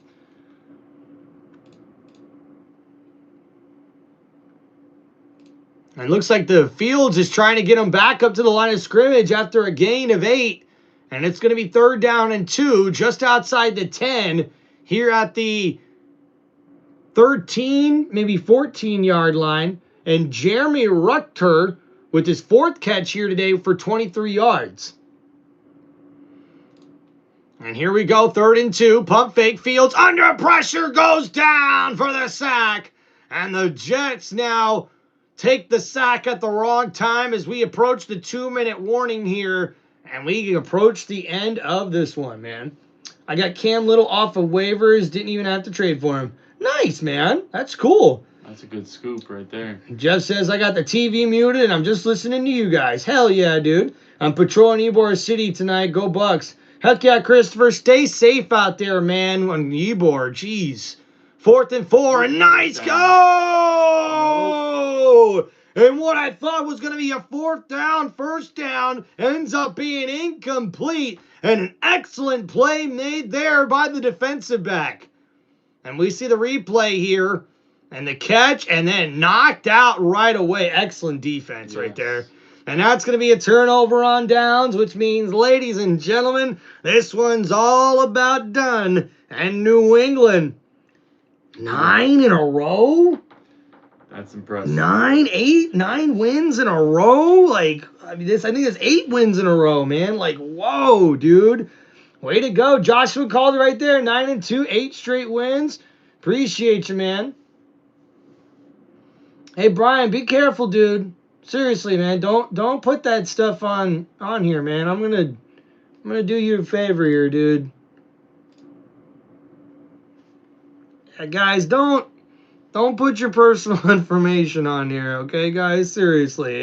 If you guys want to contact me, you can find me on social media. You can try to contact me on here somehow on YouTube other than live stream. I don't want you guys. Nah, we from New York. Brian's like, I ain't scared. Like, bring them all on, man. Yeah, I'm from New York, man. Should I pick Otten off of waivers and start him? Hey, Carson, unless you got someone better at tight end, I would. Otten's been getting a lot of targets lately. What do you guys stream? What's up, J.A.? So this is my brother. He's actually come up here to help me out from out of state. He actually got to fly for the first time yesterday. By the way, was that a pretty interesting experience, huh? Yeah, that's exactly what it was. An interesting experience. So he's coming up here. We've got to work on some stuff, some owning house adult work stuff, guys, just to sort of clear it all up for y'all. But for me, guys, I normally am here streaming on TimReynoldsShow, doing live play-by-play for every single NFL Thursday night football game, Monday night football game, and Sunday night football. And we also stream every single Tampa Bay Buccaneers football game every single Sunday of this 2025 NFL season. And once the football season's over, guys, we get started back with our WWE live streams with those play-by-plays and reactions. And then also we'll get back into my NASCAR. The channel's been a little slow getting some stuff on, but your boy's been pretty busy handling adult business, and that's what we about to do tomorrow. Am I right, brother? Yes, sir. Hey, but that's okay. I know this guy's got my back. We're going to get it all handled and get done. Going to have ourselves a nice breakfast in the morning. Going to make sure we have ourselves a nice dinner, and then we're going to enjoy some nice family time, because you know what? This is all because of that guy right there. My dad, and also the good Lord above. You know, and both of our families getting together, make this happen. My birthday's next week, guys. So for me, this is my early birthday present. So give me that, bro. Give me a high five. Yeah, that's a good one, too. Let's go. Let's go. Thank you, man. Corey says he's never been on a plane either. We got to get Buddha up here sometime. Yeah. So Henderson takes the run there. And I'm sure we might not even see. No, are you kidding me? You're going to do one run play today? No, the Jets, dude. Really? Why? There we go. The Super Jets chat, called a super timeout. chat. Oh, what do we got here? The future is bright. New England 9-2. Sing it. Come on, say it, Trev. 8-game win streak with Cincinnati and the Giants next. Also, like and subscribe to the GOAT, Tim Reynolds. Also, shout out to Tim's brother. You're great. Appreciate you. Oh my gosh, dude. Thank you. Appreciate you, Joshua, with the $10 super chat donation. Make sure you guys drop a like for our boy, one of our members here on the channel. Hey, appreciate you, Doug. The schedule looks really good for you in New England. I got to be honest with you guys. Like, you could really legit look at the -- 1 seed this year, probably in the AFC. But I'm sure the Colts are going to have something to say about that. So, I'm sorry. Is it 2010 again? The Colts and the Patriots are on top of the AFC? What is going on around here? Definitely didn't see that coming. No, I'm spoken for. Tell him, brother. Tell him. Spoken for. Boop. I was waiting for you to answer, and then I was going to delete it. All right. Thank you guys so much for hanging out on the stream, dude. Shit, I wish I could come to a sports, dude. Maybe do like a fan. Wouldn't that be cool? I get to go to a sports ball sometime and get to talk to some fans. That would be really cool. So 3rd down and 3 after a couple of runs here and a couple of timeouts. Now we're getting to the end of this one. I formation, Henderson, and there's a 1st down, Patriots. And ladies and gentlemen, it's time for our favorite formation. What we call it, Trib? The W formation. Oh, V. Victory formation. Oh, victory. Which is same thing though, because we go. Oh, got the W, man. That's all right, guys. That's fucking good. There we go. All right, guys. So as they're gonna start kneeling out here, we're gonna go ahead and do our stat recap and get you guys going here. Thank you all so much for hanging out on the channel. So for today, as they take the next kneel down, only one more to go now. Justin Fields, 15 for 16 for 116 yards and 1 touchdown pass. He also finishes with 11 carries for 67 yards and a rushing touchdown. And don't forget, next week, guys, the Bills at the Texans. Another big matchup next week. And 14 carries for 58 yards for Breece Hall, 140 rushing yards as a team for the New York Jets. We see John Mechie III finishes as the leading wide receiver with 3 catches for 45 yards and a touchdown. Mason Taylor, the rookie tight end, with 4 catches for 30 yards. And Jeremy Ruckter, the backup tight end, with 4 catches for 23 yards as well. And that's pretty much the Jet stat recap. As we see, Justin Fields was sacked 2 times and had a crucial fumble lost in the second half when it looked like the momentum could have been going the Jets' way. Drake May finishes the day 25 for 34, 281 yards, 1 passing touchdown. Travion Henderson, a huge game.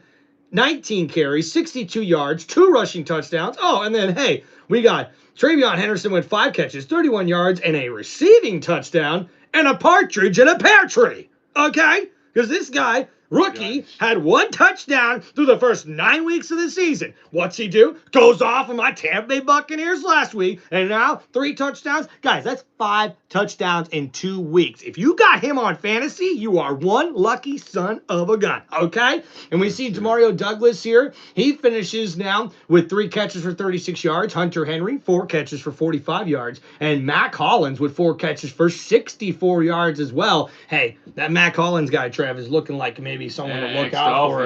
You got to look out for a fantasy guy looking for a sleeper. That's a guy maybe to check out. And how about Diggs, baby? 9 catches, 105 yards on 11 targets to lead the receiving core here for New England. A really good game for the Patriots as they get the victory, 27-14 here on this one, guys. All right. Well, thank you guys for hanging out, man. Appreciate all of you guys hanging out on Tim Reynolds Show. This has been a very, not only touching, heartwarming sort of stream today, guys, but this has also been pretty historic for me because getting to do this for the first time with my brother, I got to give you a big thanks, my man, because, you know, there were some dark, dark days way before I met my wife.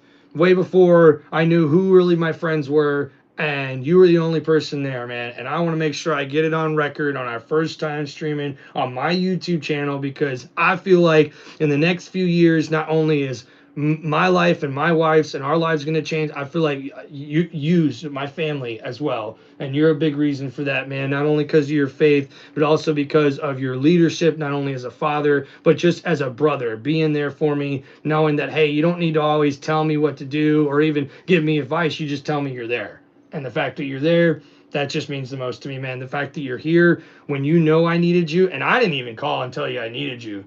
My wife, she made me. So She did I'm the not Indian afraid. burn. I'll say it. She made me do Indian it. burn a little bit. So Indian burn, and it happened. So now I'm very grateful for it, because now I get to spend an early birthday present getting to hang out with you, man. So thank you guys. Thank you guys so much for showing a lot of love to my brother here. I think this went pretty well, and I hope you guys enjoyed it. Thank you guys so much for hanging out, man. What does your brother think of the Dolphins tanking for Tua over Herbert? This is a long debate. Very poor decision, and I definitely would have rather had Herbert. Yeah, well, now looking at it, right? And even back when we made the decision, I was on the very skeptical side of Tua because of the injury proneness. And I think you mentioned that to me before, because I asked you about that. I mean, but I stood behind him because I did see a lot of potential there from Tua. Don't get me wrong. Well, with the Brian Flores led offense, yes. And I'm not saying that McDaniels is not a good play caller. That's not what I'm saying. What I'm saying is that Flores is a leader of men. You see it. Yeah, there's a different disciplinary system. There's more accountability in a Flores system versus a McDaniels system. There's just all these things that you want to have. Politics or something, right? Because nobody don't want to be talked this way or something. I mean, you can't say that to me. I'm the starter. This is like the crap we're seeing in Philadelphia. So. I'm sorry, man. If I got a player like that, that can't take constructive criticism, that can't take coaching, bro, trade him, get rid of him. Think about this, Trev. Well, we should. If you were to trade Tua before you gave him the contract, or at least made him play his 5th-year option, at least done that. That would have gave you enough insight to know. I don't think he's ready for a full contract. And that's the thing too, man. I don't think you can go into next season unless you completely load up on that offense. You have to. That's the only if you're gonna you're just gonna live and die with Tua. That's what you're gonna either have to do, right? Which means if you get rid of Tyreek Hill, you need to bring in somebody else, and you got to get the O-line figured out. I think McDaniels is gonna try to do whatever he can to try to keep Tyreek Hill to come back. Hold on. McDaniels. So 6 months from now, when we get the free agency, McDaniels is going to be still there? I think so, unfortunately. No. It's not going to happen. Want to know why? I'll tell you right now. If we win 6 or 7 games, the owner isn't gonna. That's what I'm saying. This whole media. Yeah, let me get this in the chat here real quick. Okay, if the Dolphins win at least 6 games this season, does McDaniel save his job? I mean, I'm saying 6 additional to the 2. That's good. That's not gonna happen. There's no way I could see the Dolphins getting more than 6 wins this year. On our schedule? Let's look at it. I personally, I'm trying to be optimistic when I say 6 wins. Legitimately. Total 6 wins? Yes. Because you got the Commanders and the Saints and the Jets, okay? So all teams that I feel like you could win, so that's 6 wins. You're not winning any of the other games. Yeah, I don't think so. You're not winning against the Steelers. Aaron Rodgers is not going to let that happen. Could you beat the Bengals? Sure. But they're going to flex that out of Sunday night, and the Bengals are going to be pissed about it. And guess who might be back that week? Joe Burrow. Yeah. He's going to be. It's 4 weeks from now. You're facing Joe Burrow, bro. Okay? And then the Bucks, when they're trying to wrap off playoff seeding. Maybe the Patriots. Yes, but the Bucks, it all depends on if you guys get your guys back. If our defense continues to play the way it's been playing. Okay, even if the defense plays the way they're going to be playing, match up against all these teams, Commanders, Saints, Jets, you can beat all those teams. Yes. You cannot and will not win against the Steelers, the Bengals, the Bucks, and the Patriots. Only if they play their people. Maybe the Bengals are already out of it and Joe Burrow doesn't play. You can definitely beat the Bengals then. Okay. Okay, right? Well, If the Joe Buccaneers are Flacco's- probably going to be playing for playoff seeding, so I don't see the Bucks sitting anybody, but definitely the Patriots. You could get 7 wins if the Patriots sit everybody in the last week. If they've already secured it. So okay, so then let's hypothetically, let's say they upset the Cincinnati Bengals. That means he finishes 8-10. 8-10. Or no, 8-9. No, it wouldn't be 8-9. There's 18 games this year, right? Or no, 17 games, one by 1, week. 2, 3, so that would get 6 and 7. And then 8, 9, 10 losses. Yeah, so yeah. So it would be 7 and 10 is what Yeah. I'm projecting the best they could go. Do you think that saves his job? Yes. I can't. No, I can't. I can't. I mean, There's not- don't get me wrong. I don't can't. really want to see him there. I want to see a new coach there. I'm going to say one name. It's just the first name that popped in my head because it's exactly what we they need. John Gruden. That's you're my freaking brother, dude. John Gruden should be on everyone's freaking coach hire list. Yeah. Can you imagine him with Jackson Dart in New York? That's What who would I he think be he's able gonna- to do with There's a lot Tua? of talk about us bringing in Dayball to be the quarterback's coach for Tua. That I love the sound of that. So, and that's the thing. I could see them bringing in somebody like if. Okay, so I don't know what the politics were. I don't know how much of Greer's hand was in the cookie jar on controlling versus letting Mike McDaniel kind of do what he felt was necessary. So if Greer had more hand in the cookie jar, then I could say they're going to give Mike 1 more year to try to see what he can do on his own without Greer's hand in the cookie jar. Pat, we're talking about the Dolphins because my brother's a diehard Dolphin fan. I'm a diehard Bucks fan. And someone asked us a Dolphin question in the chat, so thank you. Well, my point is, brother, is that if you're a new general manager that they are hiring, and this is going to be an outside guy, this is going to be a guy who's been there like the last guy was, there's no way you're starting your first year as general manager with him as head coach. You're not. You want a clean slate. You want to completely start over because not only do you establish your authority as the new general manager by firing the guy that has not done good enough the last 2 years. Yeah, you're right. I can You get ahead. You want to bring in your own team, your own squad, your own. Yeah, I got you. And look, to his credit, McDaniels has been a very good play caller, in my opinion. So I should see maybe not very good anymore because this year I have seen some cracks in the armor, if you will. So do you think Miami keeps him on as a offensive mind? No, this is what I believe. I believe everyone's gone at the end of the year. They're going to fire everybody because the new general manager coming in is going to want a clean slate. And that new general manager has to get with the new head coach to figure out what do we do with Tua. Because that is the only question you ask first. Because the contract is way too freaking big. You can't move on. You have to try to do something with him for the next 2 years. You have to move money around and figure out a way to get this team to buy in and have discipline enough to execute on Sundays. Because look, and everyone says this on ESPN and everyone chuckles about it. It's Miami. It's Miami. Who doesn't want to be in Miami? Miami, who like everyone gets in trouble in Miami. Yeah. Okay, like professional athletes with a shitload of money, what are they gonna do in Miami? Things they ain't supposed to be doing. Yep. So I mean, you need a guy.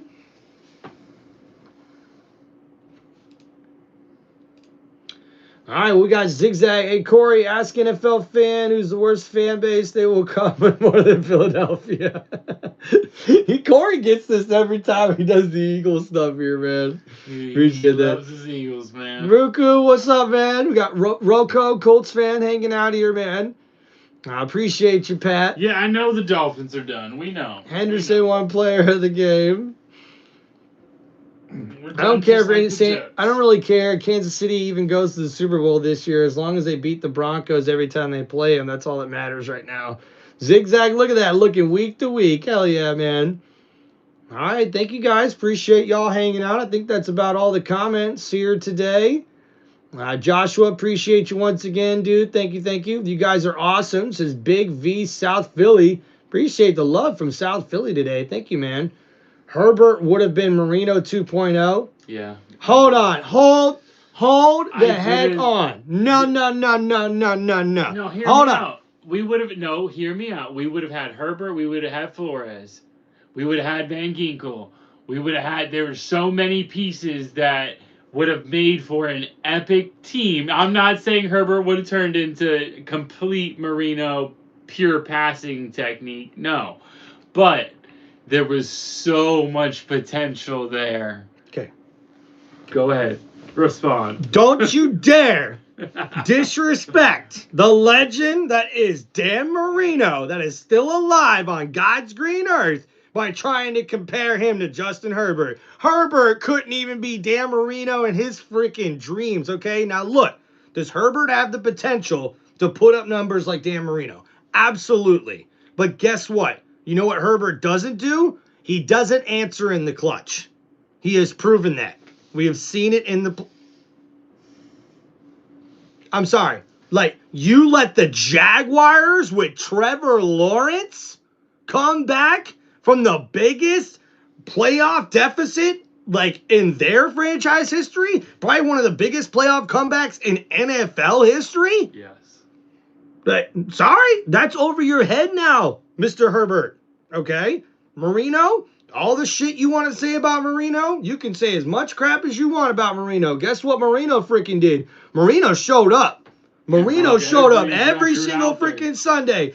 Whether he was limping, whether he could barely throw the ball around, it wasn't him the reason they lost the football game. It was the defense and the front office. I still have so much resentment. And me and him were like 9, 8, 6 the first time we're ever seeing Dan Marino on a TV screen. We don't know what football is other than it's a sport, right? And we're enjoying watching. Dan Marino was, I mean, that is some of the best football to watch, man. That is Joe Montana. That is John Elway. Steve, like, there are certain guys, pure passer. He's a pure passer.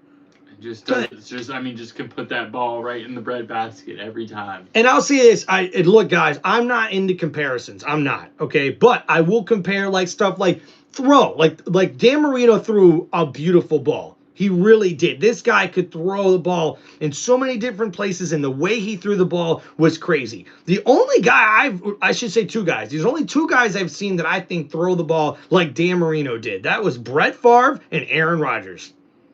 Seriously, that could sling it at any angle, at any sort of accuracy, touch pass, bullet pass. Although still, I say Brett Favre threw the freaking fastest, toughest, hardest freaking football bullet pass you've ever seen in your freaking life. You could hear the ball.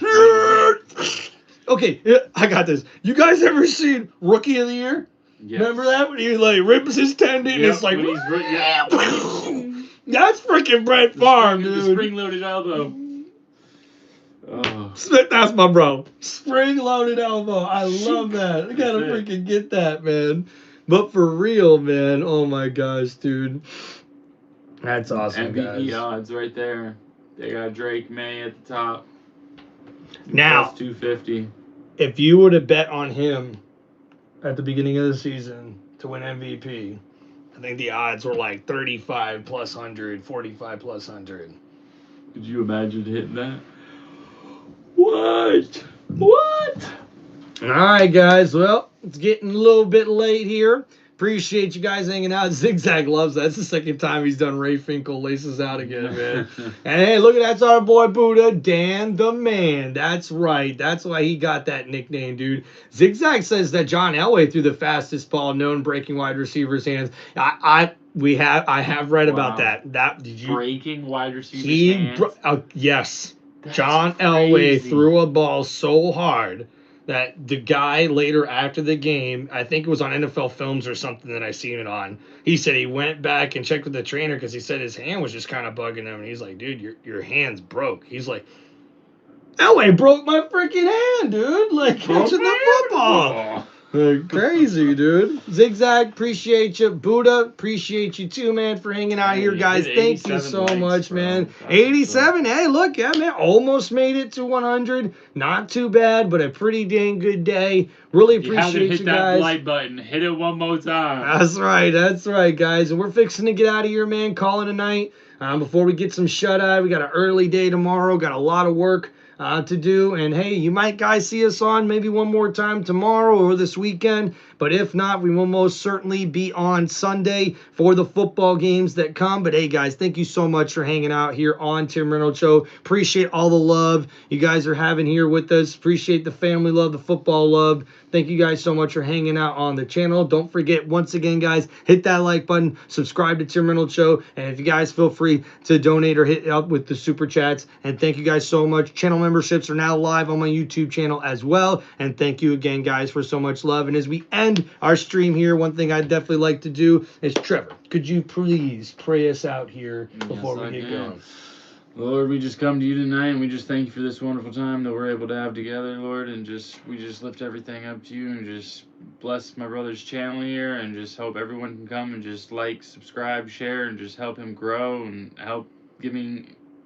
thank you for giving us the time to be able to do this, Lord, and we ask that you just bless the rest of the time that I am here with Tim, and that we get everything we need to get done tomorrow, and have a great rest of our time. In Jesus' name we pray. Amen. Amen. And Lord, I also want to make sure we pray for everybody on the other side of this screen here joining us, not only throughout the night at the beginning and also here at the end. Lord, please be with them, not only through their tough times, but also through their good times, and show them your love and your blessings, because, Lord, we are all better with you in our lives. And in Jesus' name we pray. Amen. Amen. Amen. Thank you guys so much for hanging out on the channel. Peace out, everybody. We'll see you guys next time. Buddha, Zigzag, thank you guys. Peace out. Later.